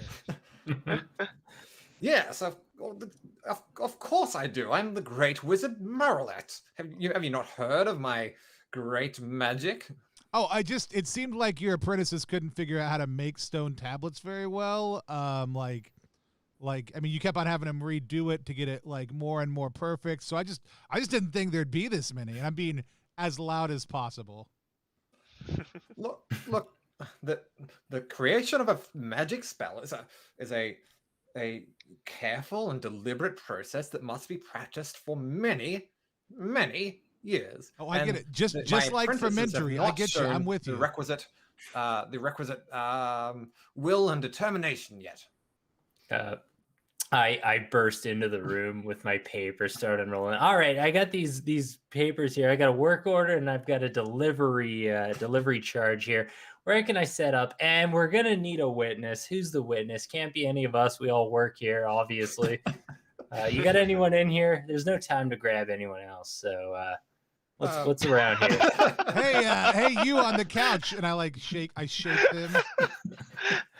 So good. Yeah, wake up, lazy bones. We need a witness over here. As you approach the sleeping mouse, oh dear. Oops. Oh, jeez. We know what Delilah looks like, right? Like we got a you've got a portrait of her. Mhm. Yeah. Sorry, I just accidentally. Oh jeez. Accidentally closed the windows that I needed. Now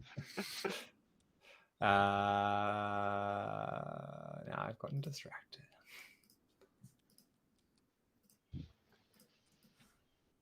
I'm late to you writing all of these things down on paper because I'm trying to like put the door back in like a reasonable. You're like licking the edge of the gum and seeing if you can like Yeah. get it to stick a little bit. All right, we're back.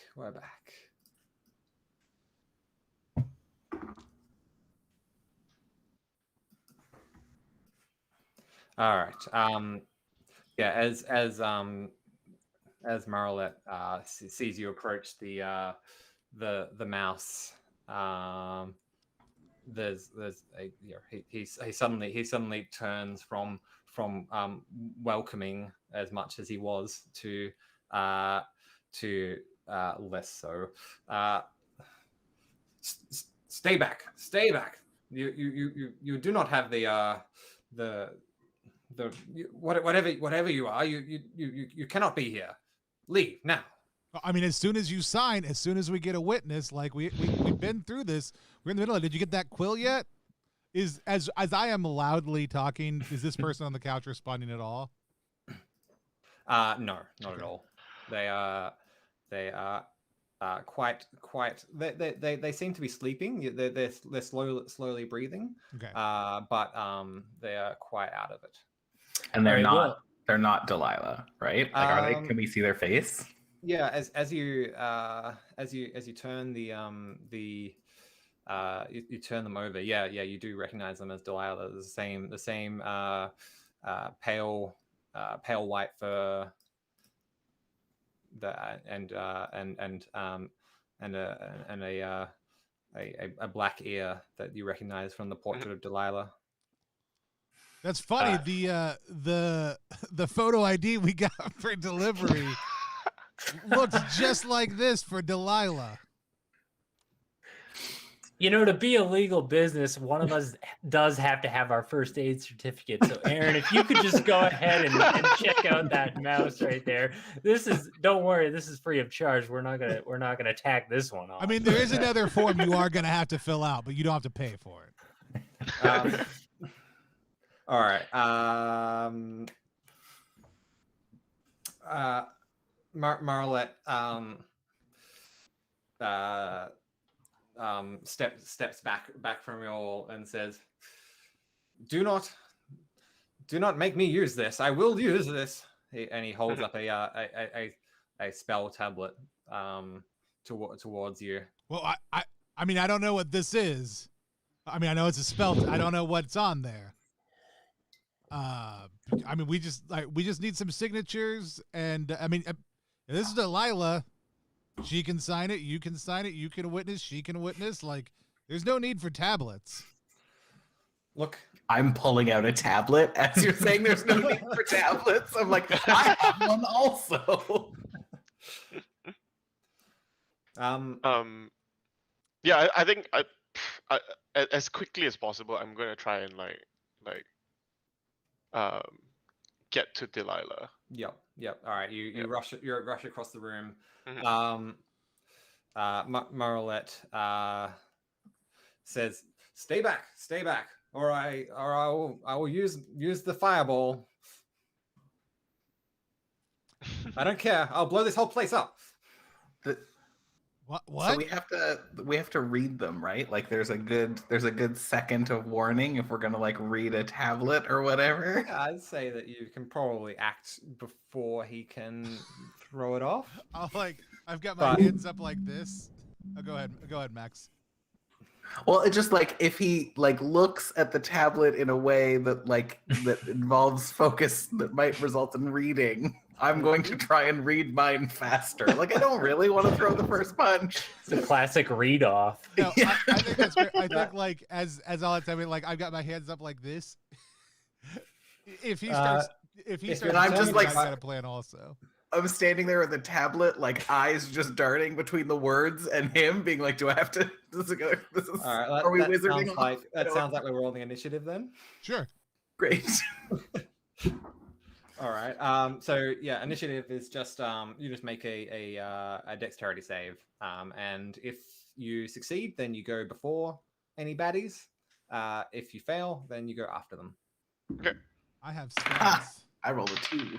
Hey. Oh, I rolled a 17, so I'm going after. All right. I am also going after. I'm also going after. Okay. Well. Basil, what do you want to do? I guess I'm gonna magic missile him. It feels in my vision of like a test subject mouse just being like, yeah, sure, I am a wizard now. I am also a wizard. Yeah. All right. So the way that that spells work is that you have a certain amount of power that you invest in the spell. So you can invest 1, 2, or 3 power in that spell, and that corresponds to how many dice you roll when you're casting that spell.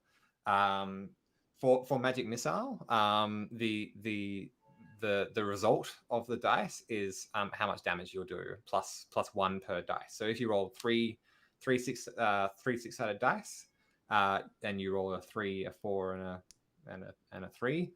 You would do 10 damage plus 3 because you do 10 plus the number of dice invested, so you do 13 damage all up. If you roll 1 dice, you'll do 1d6 plus 1 damage.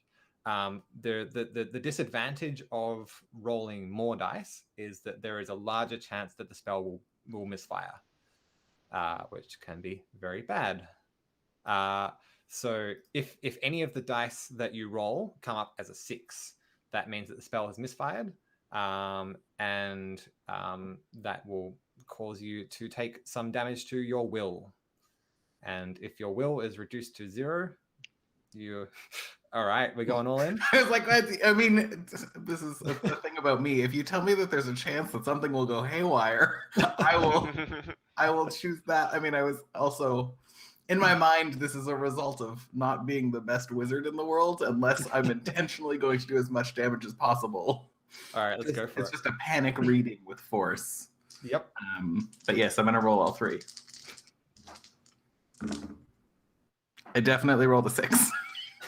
That is a total of 15 between the 3 dice. Okay.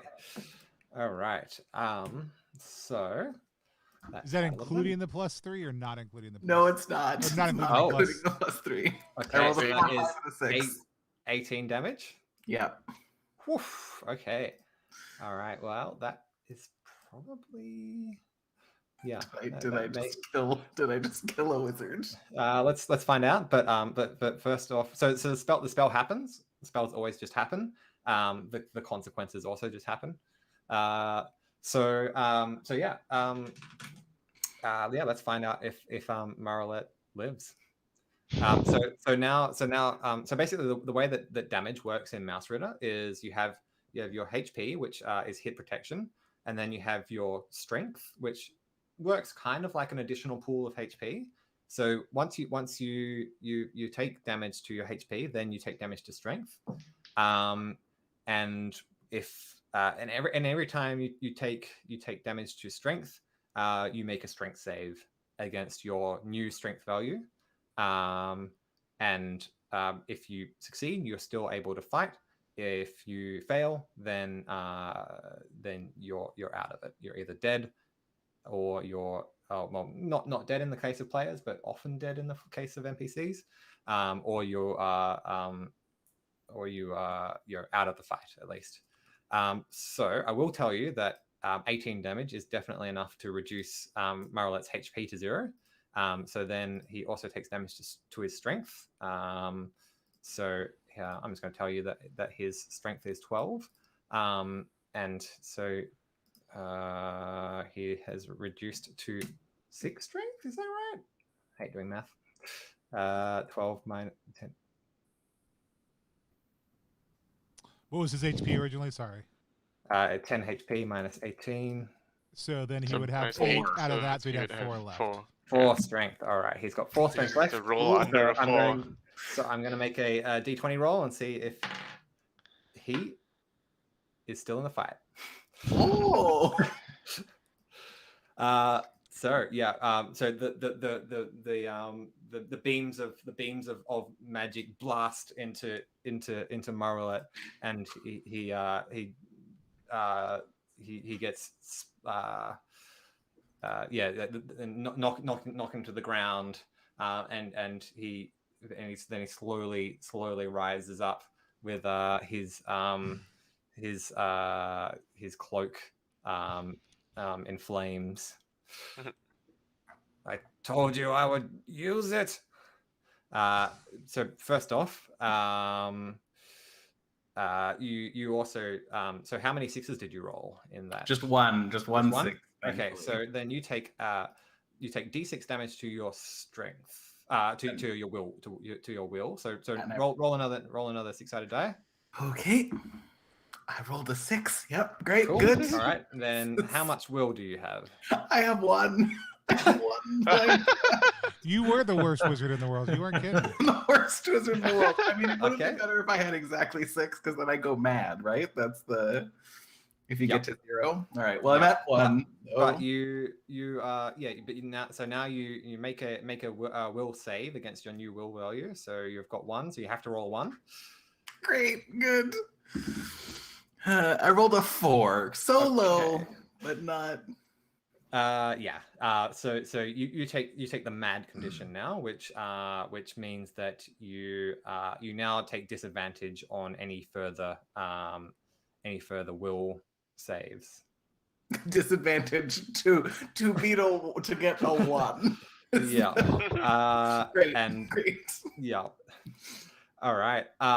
And then Mausritter is going to rise up from the ground, his cloak in tatters and burning and blue flame.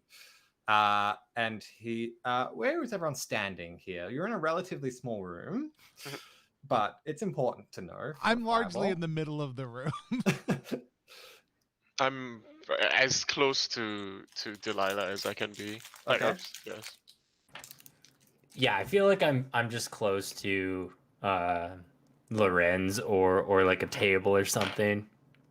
I'm probably close to the door. Like I probably like came in and was like, no, don't do it.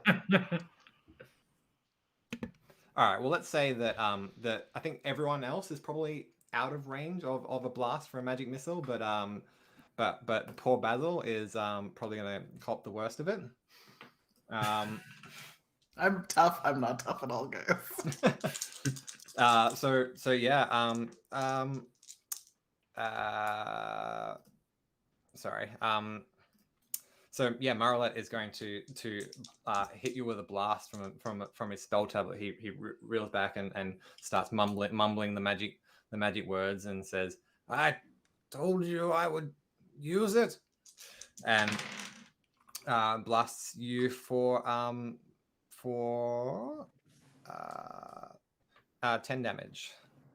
Fudge. Great news, everyone. I am at 2 on my strength. Cool, it's fine. Yep, that's fine. No That's worries. cool. So I now roll a strength save. Now Yes? you roll a strength save. Good, great, yep, wonderful. I rolled a 20. Okay. These will All be D&D dice from here on out, I guess. All right. So Basil is now incapacitated and also takes the injured condition as well, which means he will also have disadvantage on further strength and dexterity saves, and is also out of the fight for this. And then will need to be tended to for a turn after the fight to revive Basil. I lost the wizard battle. I'm so sad. In All a right. lot of ways, So you won the wizard battle also too. It was a big wizard battle. yeah. I mean, you did. I mean, you took on the great wizard Mausritter and almost took him out. So And only became mad and injured and incapacitated in the process. I've seen worse. All right. So everyone else is able to now act. Combat order is basically people who, or the mice who succeed at their dexterity save, then baddies, and then mice who fail their dexterity save. So you three can decide in whichever order you want to act. I had my hands up and I was like ready to grab my axe, so I like bring it over my shoulder and I just say, "I said no tablets," and I bring the blunt side of my axe down, and my actual goal is to just hit his tablet/arm. It's kind of all the same thing. Yep. But yeah. Cool. Yeah. So you're just kind of like trying to knock him out, or I'm trying to the spell knock out of the his tablet hand? out of his hand / break it. Yeah. Okay. Great. Damage in Mausritter, you don't roll any attacks or anything. Right. You just roll your damage. The attacks always hit. So if are you wielding your axe in 2 paws or 1 paw? I believe it is 2 paws right now. All right. So roll a d8 of damage. Because a whole lot of magic just flew all around me, and I'm D8. Where are you? There you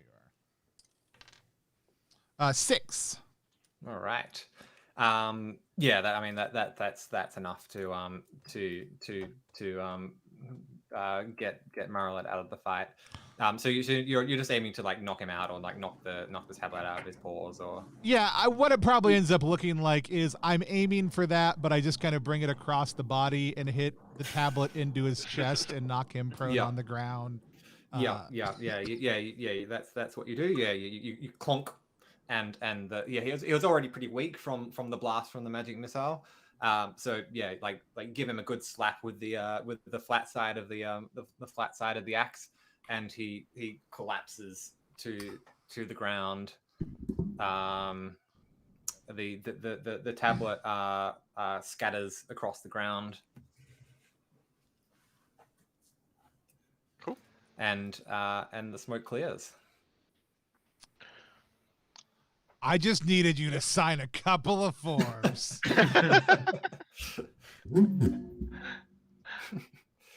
All right. Is he cool. alive? Yeah. Like if you weren't aiming to kill him, then Yeah. yeah. He's slowly and painfully breathing. All right. I don't think anyone downstairs is gonna be happy about this. Yeah, I think I would like to run over to like the door, pull Basil in a little bit, like, and then shut the door and then lock it if it can be locked. Yep. Yeah, I'm sure they heard there's a copper bar you can lower. Yeah, we'll deal with them later. That's a later problem. Yeah. Cool. Aaron, what are you doing?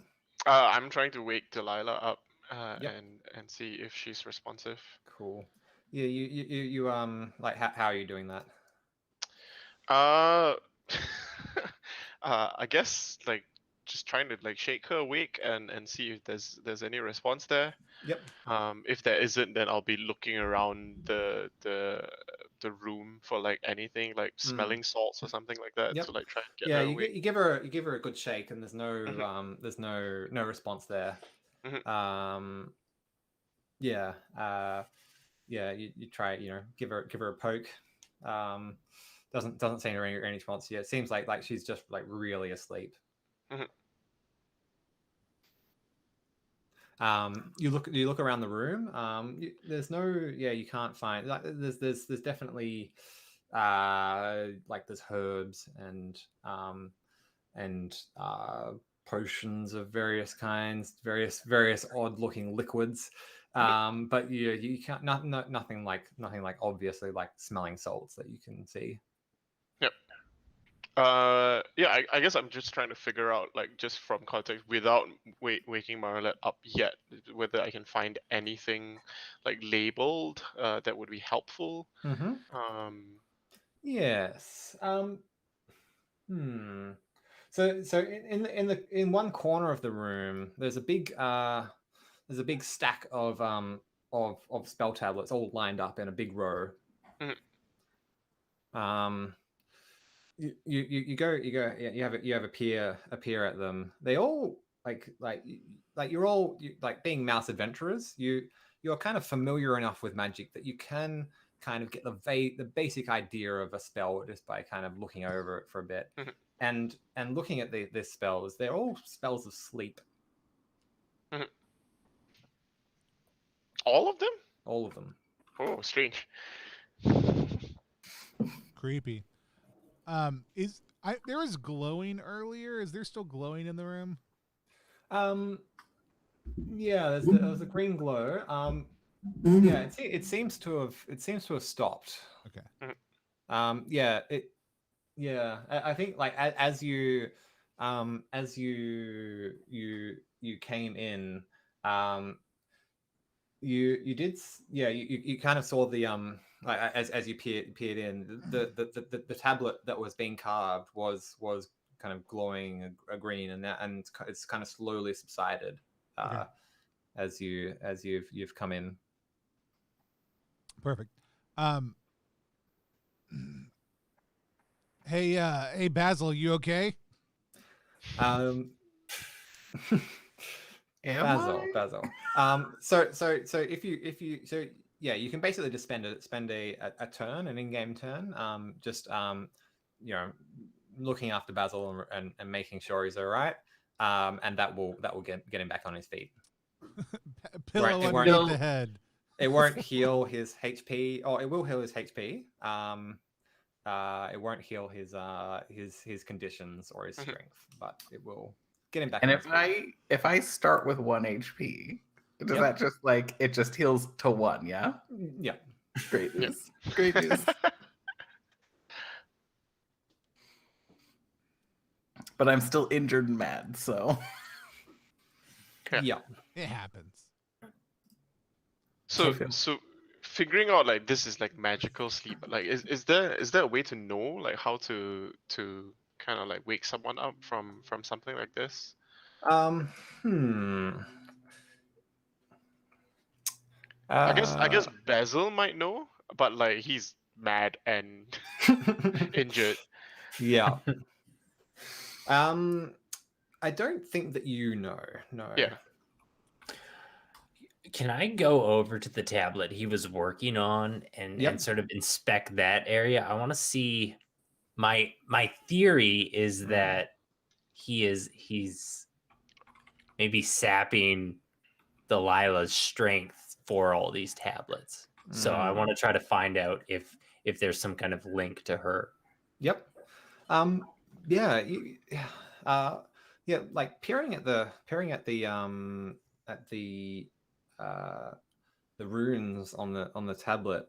Yeah. Like you know they don't like make literal sense to you, but like figuratively you can see. Yeah, you kind of get the vibe that like there's something almost trapped in here. Yeah, should we just bust this thing? I mean, you break something open, you break open an ale barrel, what's inside comes out. You know what I'm saying? Good enough for me. And yeah, I will. Horrible plan. I will just try to like, I don't know, drop it or chisel it. Yep. Yes. Yeah, I mean you give it like a good whack. It doesn't like what's your strength? 4. Okay. Yeah, you give it a good pounding, but you make a few marks in it. You kind of graffiti it a bit, but yeah, you don't manage to like smash it. Yeah, I think these tablets are unbreakable, so that's not going to work. What if we like drop them down that huge stairwell, or like drop them out of the thumb? What if we drop them out of the thumb? I mean, it's a plan. I have my wits about me, so I think we should drop them out of the thumb. I'll take my axe and I'll flip it over to the chopping side, and try to break this tablet. All right. My strength is not so paltry. I don't remember exactly what it is. Hold on. My strength is 9. Okay. Yeah, make me a strength save.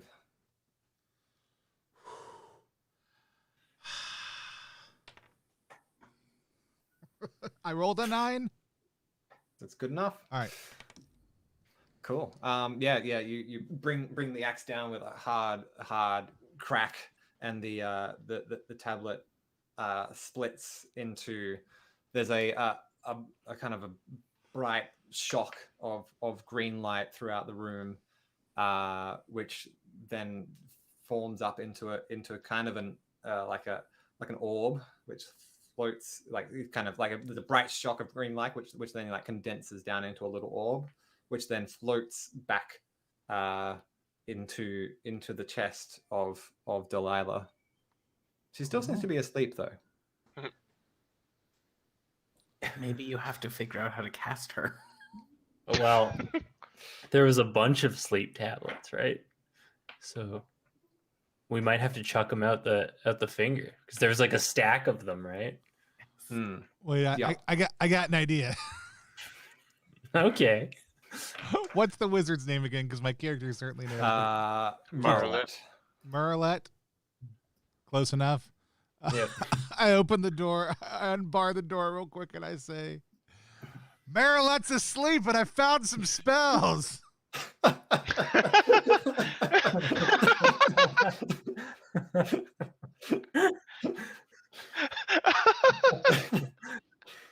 All right.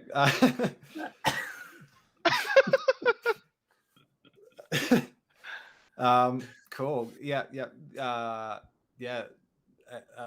A few of the you see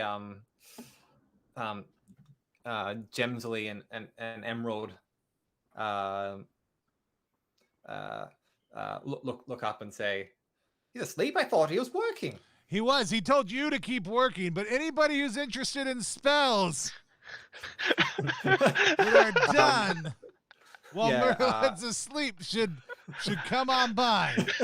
He wanted you to keep working, though. You guys keep up the good work. Barley, yeah, you see Barley scampering down the ladder from the storeroom and up the spiral staircase. Oh yeah, Barley's asleep, is he? I mean, Marlette's asleep, is he? He is unconscious. Oh, good enough. Good enough for me. Do you want any spells? Because I'll take all these if you don't want them. You know, just an offer.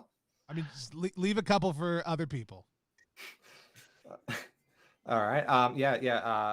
Barley starts rushes in the room, sees the crater on the ground from the fireball, and there's only one couch, so and Basil looking much worse for wear, and then sees Marla on the floor. You lot aren't ale deliverers, are you? I mean, we delivered ale. Yeah. We can be many things. People are complex individuals. I guess that's true. All right. Well, look. All right. He rushes over to the big stack of spells. All right. Well, I'll just and starts like shoveling them into a pouch. Look, these are all good ones, right? They're all good. You've had a look at them, right? They're all working. Why don't you take a quick look? Just like just a quick gander and tell us what you think. This is a test. This is your final test. I know how to read spells. Of course I do. Right. So just read those ones. Of course I do. Don't be silly. He looks at the spell and looks back at you. But you tell me. You tell me. What are they? It's a good spell, right? One of the best, man. Top tier spell.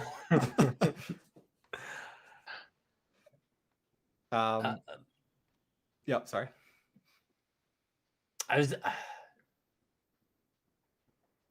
guess. Do I get the feeling that if these ones broke,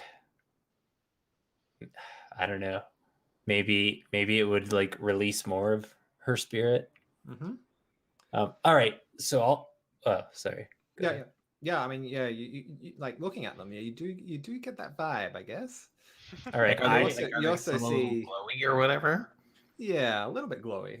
So I'm gonna go to the stack and say, Bolly, come here. I got all the spells you can have, and I'm just gonna keep stacking them more and more and more until they're just completely overloaded, and then start, like, careful down the stairs. Don't drop that stack.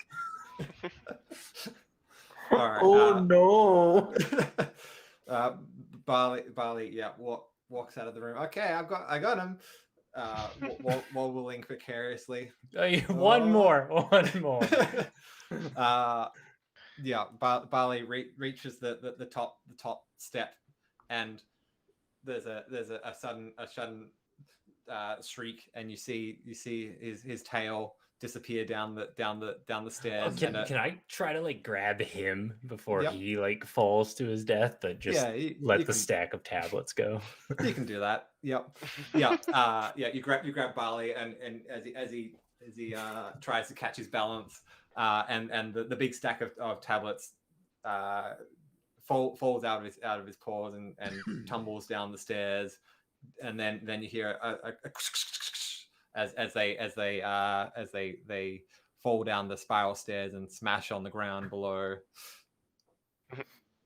You hear some very annoyed voices from downstairs. What are you doing up there? You keep working.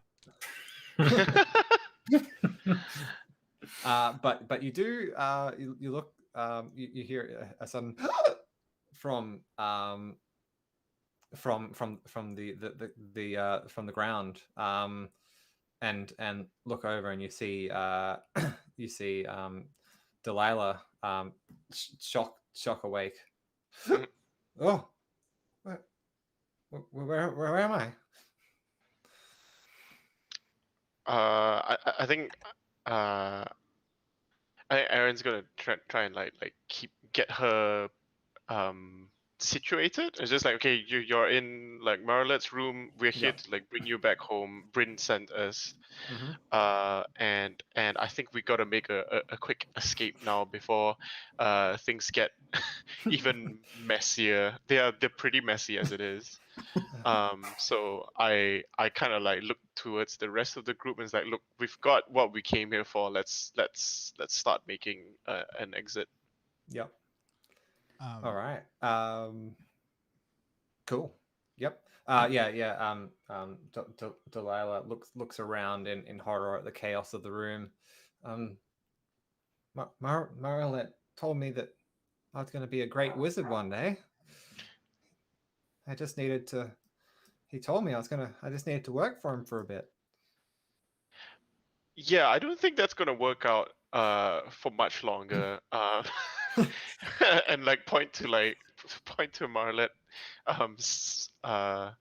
like sleeping, unconscious form on the ground. And it's like, look, I don't think he ever intended to teach anyone any great magic. He was just using all of you for free labor and magical a source for his magic. So I think we should leave. Look, don't worry about it. Yeah. Look, sure, I'll come. Okay. She like kind of pulls herself together and starts following you. I turned to Butter. Anything good in the gum room? It was a chest. I didn't get to check it out though. Maybe a quick pop in there on the way down. Cool. Yeah. So Mendicant, we'll check the room on the way out, and I'll give Ember that message for you. Don't worry. I'll let him know on the way down. All right. Cool. So you go down the stairs. On your way out, Barley looks at his paws in disappointment. I was so close to having a spell. I was so close. I've been here. I worked so hard. Actually, the fireball was still available, right? Yep. Yeah. I want to grab it on the way out and just like chuck that to Barley. Here, have one. Oh, this is a spell. That one hurts. Yeah, I can tell. This was a good one. I can really tell. I feel like as we're walking down the stairs, I'm like looking at my tablet and looking at all the broken tablets and like looking at Delilah, and I'm like, wait. You can just see my little brain being like, wait, is there a person in here? Is that... All right. Cool. So yeah, you climb down quickly down the stairs. Did you want to stop off at the storeroom? Yeah, I am gonna run in there. I'm a little giddy now because it seems like we're done. So I don't even take precautions. I just run to the chest and just try to throw it open. Yep. Cool. Yeah, you try to open the chest, but it does not open. It's got a big. I'm gonna run back upstairs, search Marlet for keys, and then scoop him up and put him on the couch maybe, and then grab a key if he has it, and then run back down. Yeah. There's a big ring of keys on his belt. Yeah, I'll take that and run down, try them out. Okay. Cool. Yeah. You find the right one after trying a few times. You open it up, and there is just a big pile of pips in there, which are the currency of the mouse kingdoms. and they are also XP if you bring them back to safety. So Nice. this is what you want. Scoop them up. At a glance, it looks like 500 pips. Ooh. Wow.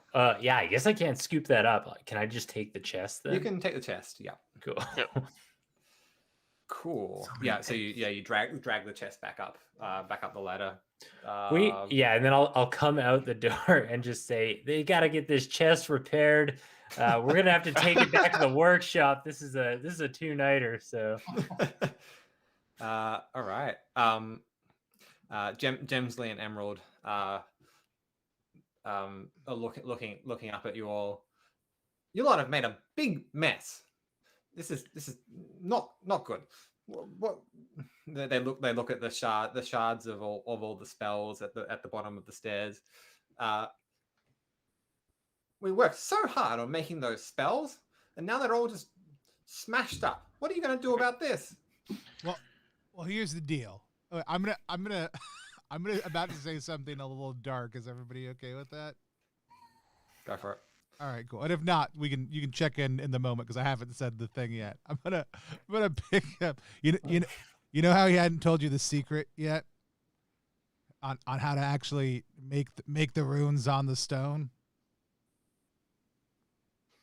Well, yes. And I like motion Ember away from the other. Good. I was like, all right, right before you went to sleep, he told me the secret, but he told me to only tell you. He didn't want anybody else to find out. And and I pick up a sharp tool off like the workbench and I say, "It's the blood of the wizard who taught you." And I hand him the sharp tool, and then we can book it. Oh. Well, that's. I guess that's why you wouldn't want to tell us. I guess. Well. Yeah, have fun with that.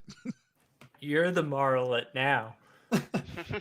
I am the Marlet now, and she holds up the obsidian shard, and starts clambering up the stairs. I thought you were going to be like, Soylent Green is people. Soylent Green is people. Just like lie and get them to do the killing for us. Cool. All right. Yeah, cool. So I think we can probably wrap up there. Awesome. With you making your way down the stairwell. Probably the cockroach guards are now sleeping at the at the foot of the at the foot of the tower, and you can clamber away with your winnings and with Delilah in tow. Awesome. Azalea, come on. Oh no, where's Azalea? Azalea wakes up from her nap in the next to the keg, and slowly follows you out. All right. Cool. Yeah. So you Delilah and Bryn reunite. Bryn is so happy to see his lost love back, and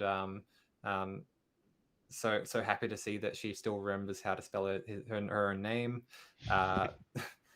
And yeah, you are now successful mouse adventurers. You have survived an adventure. Awesome. Almost unscathed. Almost unscathed. We are going to go to the next part of our show, which is a live stream within a live stream. It is called Reaction Roll. Reaction Roll is where we sit down with the creator of a game we just played to talk to them about our experience playing that game. Today, we are talking to Isaac Wiliams, who is the designer of Mausritter, and we just finished playing it, and now we're going to talk about it. So, Isaac, for people who are not familiar with the game, who maybe be tuning into this part, tell people a little bit about who you are, what you do, and tell them about Mausritter. Sure. What do I do? My name's Isaac. I sometimes design games. And yeah, Mausritter is a very kind of old school take on mouse adventurers, where you play small mice in a very big world, a big and dangerous world, and yeah, I think that kind of that highlighting the small mouse in the big world, I think, is really important to what makes Mausritter, because mice are super vulnerable creatures, and being an adventurer is a fundamentally dangerous act, and so playing these creatures who are super vulnerable in this big world where everything is potentially a danger to you, just opens up this huge world of opportunity for exciting new adventures. Awesome. Love it. And it is right now. You can go to Kickstarter, the link right down below. So it's in the description if you're watching this later. I'll drop it in the chat again in just 1 second as well. But it's ttrpg.link /MausritterKS to go check out the campaign that is live at the time of recording. However, this is not the first time this game has been out. People love this game. People are excited about this game. And that's why there is another printing that's being funded right now. Let's hear from all of our players about what their thoughts were. Isaac, do you want to do me a favor? Go ahead and stop sharing for a second, though. I think we may come back to the art because I do want to talk about it. And there we go. Let's hear first from the mousiest of us all, Eldritch Mouse on Twitter. Ty, tell people who you are, what you do, where they can find you online, and what it was like to play Mausritter. Yeah, I'm Ty. I write games. You can find me on Twitter at Eldritch Mouse. And yeah, I love Mausritter. I think it's like a great game, and I think it is the perfect combination of old school sort of dungeon crawling and a really fun setting where it feels unique that you get to be a vulnerable mouse trying to survive. And I really enjoyed this adventure, and I love that for the Kickstarter it's like an adventure package. I think that's really handy to release, because you sometimes see games released and no adventures with them, and it's kind of confusing what you're meant to do maybe sometimes. So it's really nice to see a bunch of adventures, and if they're all of this quality, that's awesome. Yeah, I think one thing I wanted to bring with this adventure pack is like make sure that people have enough content that they can play with, and I guess because it's a pretty traditional old school style role playing game where you're delving into dungeons and into dangerous places, but you don't have that huge library of things you can draw on with like Dungeons and Dragons. You've got adventures, hundreds and hundreds of adventures going back to the 70s. With Mausritter, you can definitely port over those adventures, but it does take a little bit of extra work. So yeah, with this adventure pack, I'm definitely trying to make sure that people have enough support to just go and play a game as soon as they get the book. Awesome. Ty, did you have any other questions for Isaac? No, just a comment, I guess, too, is that I really enjoyed the Mausritter jams, the game jams that went on, and I think there's so much great content in there as well. Yeah, I think the Mausritter community is my favorite thing about Mausritter. It's like the people in the community just so creative and enthusiastic. And I've got to give a big shout out to Matt, who runs a lot of those jams and is Mausritter's biggest fan, and definitely like brings that community together, and I'm super grateful for everything the community brings to Mausritter. And we can do a little cross promotion with that also too, because I've heard Matt's name recently on another interview also too, because the Ex Libris project is looking at adding other RPGs, which is a Morkborg searchable bibliographic like online resource, and they're looking to add Mausritter as potentially their next RPG that they're going to put on there. And Matt's work and those jams have been one of the major reasons that's been able to be successful. So if you've already backed Mausritter Kickstarter, go over and back the Ex Libris Kickstarter if you hadn't, because it's going to make your Definitely. life and Mausritter play way better. So. Awesome. Aaron, you have this is not your first time hanging out with Isaac. Was this your first time playing Mausritter? Yeah, it was. I've been wanting to play for a while now, so I'm really glad to be able to. Yeah. Well, go ahead and remind people who you are, what you do, and then tell us what your experience was like. So I'm Aaron Lim. I'm online most places at Aaron Lim, EHRONLIME, and I also make games sometimes. And yeah, I've been looking forward to like playing Mausritter for a while now, and like one of the things that I really like about it is like the idea, or like how it handles like magic with like the tablets and like the recharging like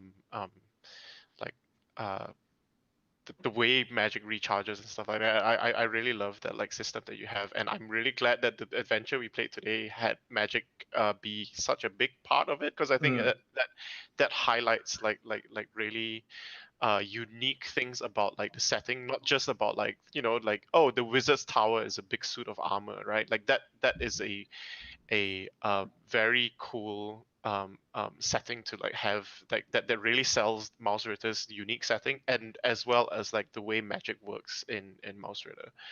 So that part of it I really enjoyed. Yeah. I think yeah, like the one thing we didn't get to go into, because this is just like a quick one shot, but yeah, Mausritter, your spells once you've used them up, you've got to recharge them, and you recharge them by each spell has a little quest that you've got to complete to recharge them, which for long-term play, definitely like it's just a way to like force you into other little side adventures while also completing your main adventures. Like, how will I recharge my fireball spell? By keeping it in a fire for 3 days and nights, right? Like those kind of things. I also I was looking at like the spell that I had to recharge, and I was like, do I drop from 30 feet or do I drop the tablet from 30 feet? And if we both jump out of the thumb, will that count? Like I was like, I might die, but also because it just says like drop from a height of at least 30 feet, which I realized like when I first read it, I was like 30 feet. Okay, that's totally doable. And then I was like, no mice, no 30 feet. Oh no. Yeah. Aaron, did you have any questions for Isaac? It's kind of like related to like the adventure thing, because there's an adage I've heard about like OSR style games, is that a lot of the game is in the adventures rather than in like the systems. So I wonder like how you have found that like in designing Mausritter, because like, you know, it's a pretty simple, but like there's also so much of it, like just in the idea of like how the spells work. I feel like that's like quite unique to Mausritter. Like I've read a few other OSR games where they just magic is whatever, right? Like it works however you want it to work. So you have a little bit of like world building, like specific world building in the spell list, but like how have you like built in some other parts of Mausritter like through adventures? Yeah, I think like Mausritter, the rules are pretty like they're kind of designed to be ignored, or at least designed to be just enough to fall into the background so that you can play in the story.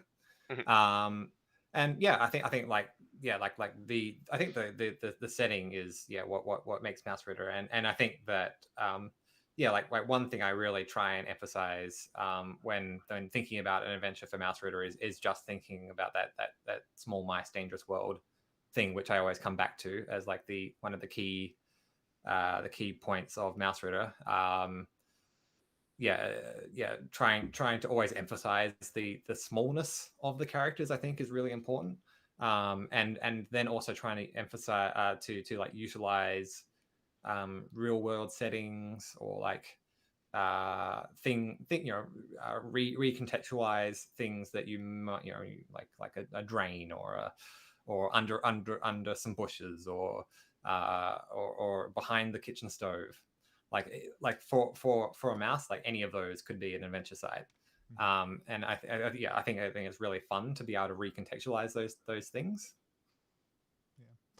Which is a great point to say. Like, we were playing through an adventure by Amanda Frank, and we were climbing up a giant suit of armor. You want to pop that back up so I can show people that? Maybe we can give it the full scroll so people can see it from top to bottom. Which, we definitely only got in like 3/4 ish of that suit of armor. And so there's a bunch of other secrets hidden in that suit of armor, which you have not yet encountered. But I mean, like, each of these adventures, we've kind of designed them to be kind of at the size that you can play as a one shot, or you can play it as a couple of adventures, and then you can also string them together into a campaign. And I think like the adventures I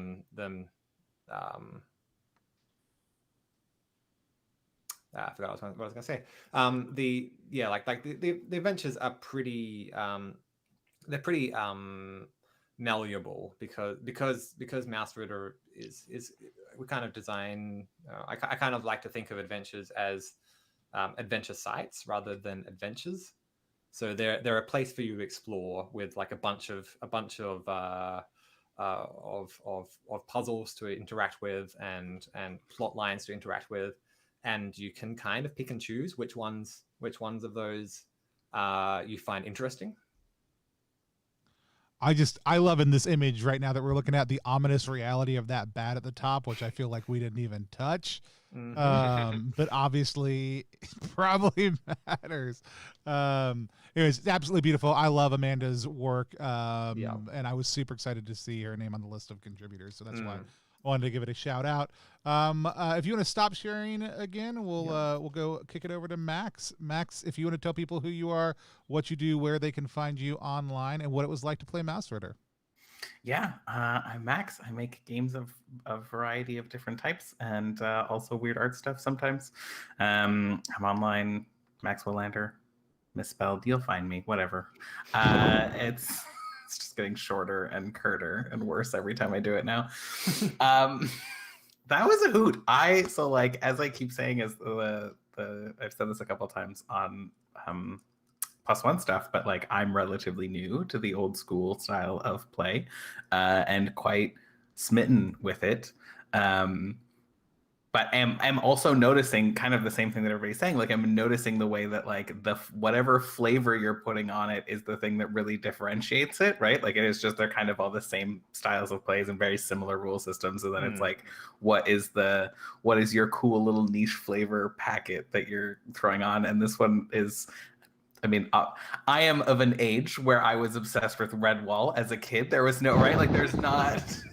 And so there's like, even, I don't think there's any way in which that parallel doesn't get made, but having that moment of playing it both as an adult, obviously it's fun, but there is that part of it, that part of the draw for me was like, oh yeah, I'm gonna go and play in my own little like fantasy universe that kind of feels a little bit like all of those books that I spent hours and hours and hours reading when I was younger.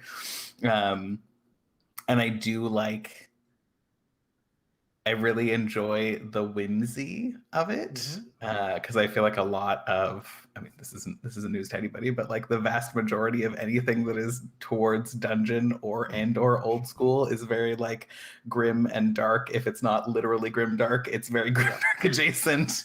And so doing things that are much more whimsical to me is super fun. And I do also really appreciate, the weird little twist on magic. I like, as I was reading that tablet, I was like, I do want to figure out how it is that I recharge it.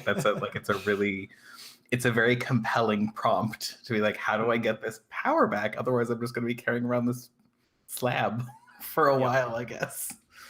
I think the whimsy of Mausritter, I like have to like intentionally put in there, because I know that when I like I'm just like running a game normally, I just like lean right into the grimdark.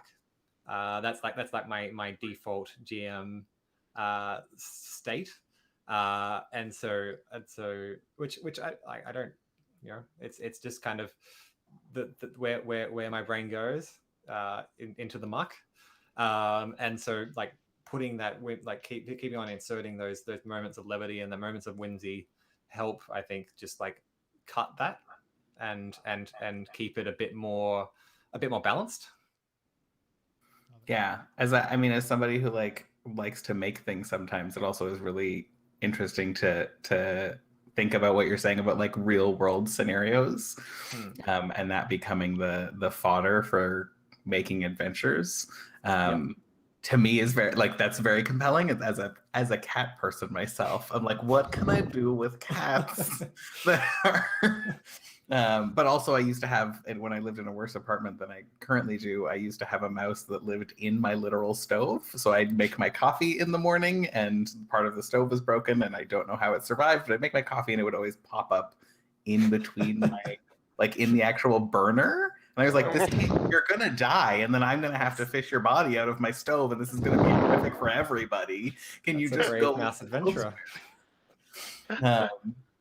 And thinking about that being the actual like, now I want to make a little, what is that mouse's life adventure? It's all great. I mimic the statements of everybody else as well. Awesome. A hoot. Well, I just want to remind everybody, if you're watching right now, or even if you're watching later, go ahead and type any questions you have in the chat. If they're live, I'll be happy to share them on air. And if they're later, then I'll happy to let Isaac know what your questions are. He can come answer them. But some Mausritter questions. Yeah. But I was going to say, I had an absolute blast playing. I knew I would have an absolute blast playing. I always love when somebody picks up like Into the Odd or another system that we're seeing be kind of hacked a lot, and then put their own spin on it. My question is very practical. Like for you, as you were sitting there with it and thinking, okay, I want to make this a game about like big mice in a dangerous world. What are some of the intentional choices that you made in order to help kind of make the mechanics of that system fit the flavor that you wanted? Well, I think the like the one of the main mechanical breaks that Mausritter takes from Into the Odd is simply dropping the like into the odd is your rolled stats are 3d6. With Mausritter it's 3d6, but you take the two highest, so your stats max out at 12, which I think does just make you like mechanically it's pretty similar, and it means that you're like the actual math works out relatively similar to 3d6, but it does make you just put you in that mindset of just being more vulnerable, and I think like just like having that straight 2d 3d6 keep two stats, the 1d6 hit points, no special abilities or anything. You're just like you're just a mouse out there like surviving on your wits and what you've got in your pockets. Awesome. Net Jogging wants to know if I can ask about Ben Milton and the Ritter Beyond the Inventory system. The Ritter Beyond the Inventory system. I'm not sure I'm familiar with that. There we go. Is that do they mean like just to talk? Well, I can talk about the inventory system. Talk about the inventory system. Yeah. Net Jogging, if you have a specific thing you want answered, re-ask the question in a way that helps us know a little bit more about what you're asking. Yeah. But yeah, go ahead and talk about the inventory system, because it is another really unique part about this, about Mausritter as an Into the Odd hack. Yeah. So yeah, I think like as a GM, I like to make sure that the players are always a little bit struggling. And so in Mausritter, one way I kind of emphasize that is you have a very limited amount of inventory slots, and each of your inventory items is a little card that you can pull out and put on your inventory, on your character sheet. So your character sheet has a little grid of spaces that you can put your items on, and so yeah, it makes it really easy to see what items you have, and it also makes it really easy to like share items between players as well. So it ends up with a lot of like, instead of having to write in what you've got and then erase it when you give it to someone else, you can just physically hand someone your axe. It kind of like puts you in the mindset of teamwork a bit more as well, I think. Awesome. And the question is, they know Nave influenced the inventory system, but wanted to know about if Ben Milton had any influence or Nave had any influence in the system beyond that. Yeah, definitely. So like the kind of like I think Nave is one of the first games that really got me thinking of characters as just what they're carrying. So like one of the things about the Nave system is that characters are explicitly you get your items and that's what you got. There's no character classes or special abilities or feats or anything. And that Mausritter kind of uses a similar system to that, in that there is like any kind of magic you use is not a spell, it's like a thing you have, which is something that I pulled from Nave, where a spell is just a thing that you have in your inventory. And so like it means that characters are super flexible. You can change things up a lot, but it also means that you like, it kind of puts you all in the role, in the mindset of like a fighter in D&D, which I think is the best character class in D&D, because you're just a guy. You're just a guy with a sword, and maybe you've got a spell in your back pocket if you're lucky, but you've mostly just got your sword and your wits. And I think that's like a really fun character to play. Awesome. And right now, we've already talked about this. Thank you, Net Jogging, for the question. We've talked about this a little bit, but right now, y'all are in the middle of funding. Yep. You are currently hovering right underneath about 60. You're right underneath $65,000, which is phenomenal. Congratulations on funding quickly and funding well. You've been able to unlock a couple different things in the project. A lot of what you're looking to add in this one. What are some of those adventures? As you started thinking about this Kickstarter project and wanting to do the second one, what were some of the other things that you were excited to be able to add to the Mausritter experience? And what are maybe, I know that like the next big jump up is like, we're going to find out more after $70,000, but what are some of the things we can look forward to potentially as the game continues to fund? So the Kickstarter kind of came about as a way to, we wanted to bring the box set back into print, and bring it to more people, which like previously in the last print one, we were able to make 500 copies of the box set. This time we want to make a good deal more so that it doesn't sell out instantly like last time. We want to make sure that people can actually get the box set.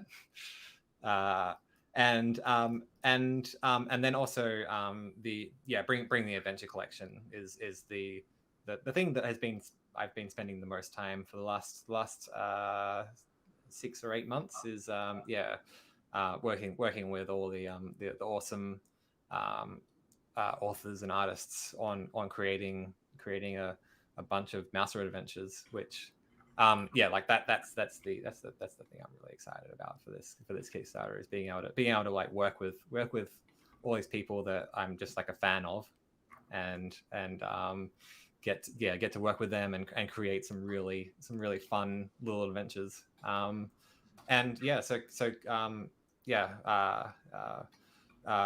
think I can. Yeah. So yeah, we've got kind of two more stretch goals planned after this one. After we knock out the 100K one, we will hopefully be adding in a GM tracking tool into the Kickstarter box set. So one little tool that I've created for Mausritter is this turn tracking sheet, which helps you keep track of torch usage and make sure that you remember to roll for random encounters during an adventure, and keep players on their toes in that way. And so we'll hopefully be adding one of those into the box set, and then the final goal will be adding some dice into the box set to really make it a package that you can give it to your 8-year-old nephew, and he's got everything that they need to play a mouse game. Love it. NetJacket also says, when you're looking at making adventures, what is your template for adventure design layout? Do you have a certain way you encourage people to approach the way that they do their adventures? No real fixed template. Yeah, for the ones in the adventure collection, we've kind of tried to keep them all to 8 to 10 like rooms or locations, but within and you know I've got a very we've got very particular style of mapping out keys and things like that, just to keep it all very compact and keep it all so it all fits on the page. I love to be able to open up an adventure and see every piece of information that I need. Apart from that, format wise, where each of these adventures is a little bit different from each other, which I think is fun, because they are all a trifold format. So they're each 3 A4 panels, which so you open it up into a kind of like mini GM screen, and you've got everything you need to run that one adventure right there. Love it. Yeah, I love it. And also the site itself, I'm going to pop it up on the screen right now, has a great adventure site generator that pulls some rooms together with a little bit of a premise. Blue Tower, a settlement's grain mill left crumbling by an internal warfare. Mice magically altered, search for a safe place to live or hide beneath the monolith, humming with arcane energy. Some puzzles, some layers, some traps, some just the ability to generate spaces for people to play in, which is a phenomenal GM tool. And again, just hit roll again, and then there's another one. White Fort, a rat's king's nest, almost destroyed by a disastrous storm. Creatures from a distant land hunt for rare alchemical mushrooms beneath a monolith, humming with arcane energy. Lots of monoliths humming with arcane energy. But they gotta go somewhere, and they might as well go in an adventure site. Who would want anything else? That's the thing, yeah. And so, it's been an absolute pleasure to have you on. Stick around afterwards. We'll chat with all the players. But for everybody who's watching right now, thank you so much for joining us. I want to encourage you again, if you haven't backed it yet, go back the Kickstarter. Aaron, if you point down right below your face, there's a link right there. But also, if you have, like we said earlier, go back the Ex Libris project. Back this project first, but after you've backed Mausritter, definitely back Ex Libris. It's a great project. I'm very excited to see it come to fruition. Yeah, it's a phenomenal community-oriented project that I absolutely love. If you want to watch my conversation with the creators of those, you can go look at the conversation I had with Walton and John 2 weeks ago on a Thursday over on our YouTube channel, where we archive all our content. This actual play, if you came in late, everything else we're doing goes right over there. We are coming up on 1,000 subscribers, which is a huge milestone for us. We'll be doing a lot of big giveaways around that. So if you're not a subscriber yet, we'd encourage you to become one. Oh, somebody rated us. Dice, Drinks, and Drama folks just rated us. Well, y'all caught the very end of an absolutely phenomenal actual play of Mausritter. You should all go back and watch it over on our YouTube channel. We just got here. You know, we're going to keep the raid energy going in just a second because I'm always horrible about that. I don't even know how to do a raid. I'm going to figure it out right now, but we're going to make it happen. But again, also, if you want to keep an eye on a couple amazing things that we have coming up, we've got an actual play coming up this Friday. That is at 8 p.m. Eastern. We are playing Ray Guns and Robots. It is a agnostic OSR supplement for sci-fi adventures with art by Eric Bickford. We're going to be using the Away We Go system, which is a hack of our house OSR system, Down We Go, which at the end of the month is going to be funding live on GameFound, which is a tabletop game only version of a tabletop only crowdfunding site. They've been doing pledge management for years, and now they have it set up where you can do it. We got into the closed beta. If you want to go to ttrpg.link/DWG live to check all that out. But until I figure out the exact raid thing, we're gonna wave at the camera. There's not a lot of people I can raid. We're gonna raid all nerds here. I don't know, type +1 into the chat when we get there because we've never done this before, and I think that's a thing people do. But until next time, thanks everybody for joining us. Thanks for rating us right at the end. Let's go give all nerds here some +1 love. It was great fun. Do what? Thanks so much for having me. It was a blast to run it all for you. Yeah, absolutely great. And we'll see y'all soon. I'm starting the raid. I don't know how any of this works.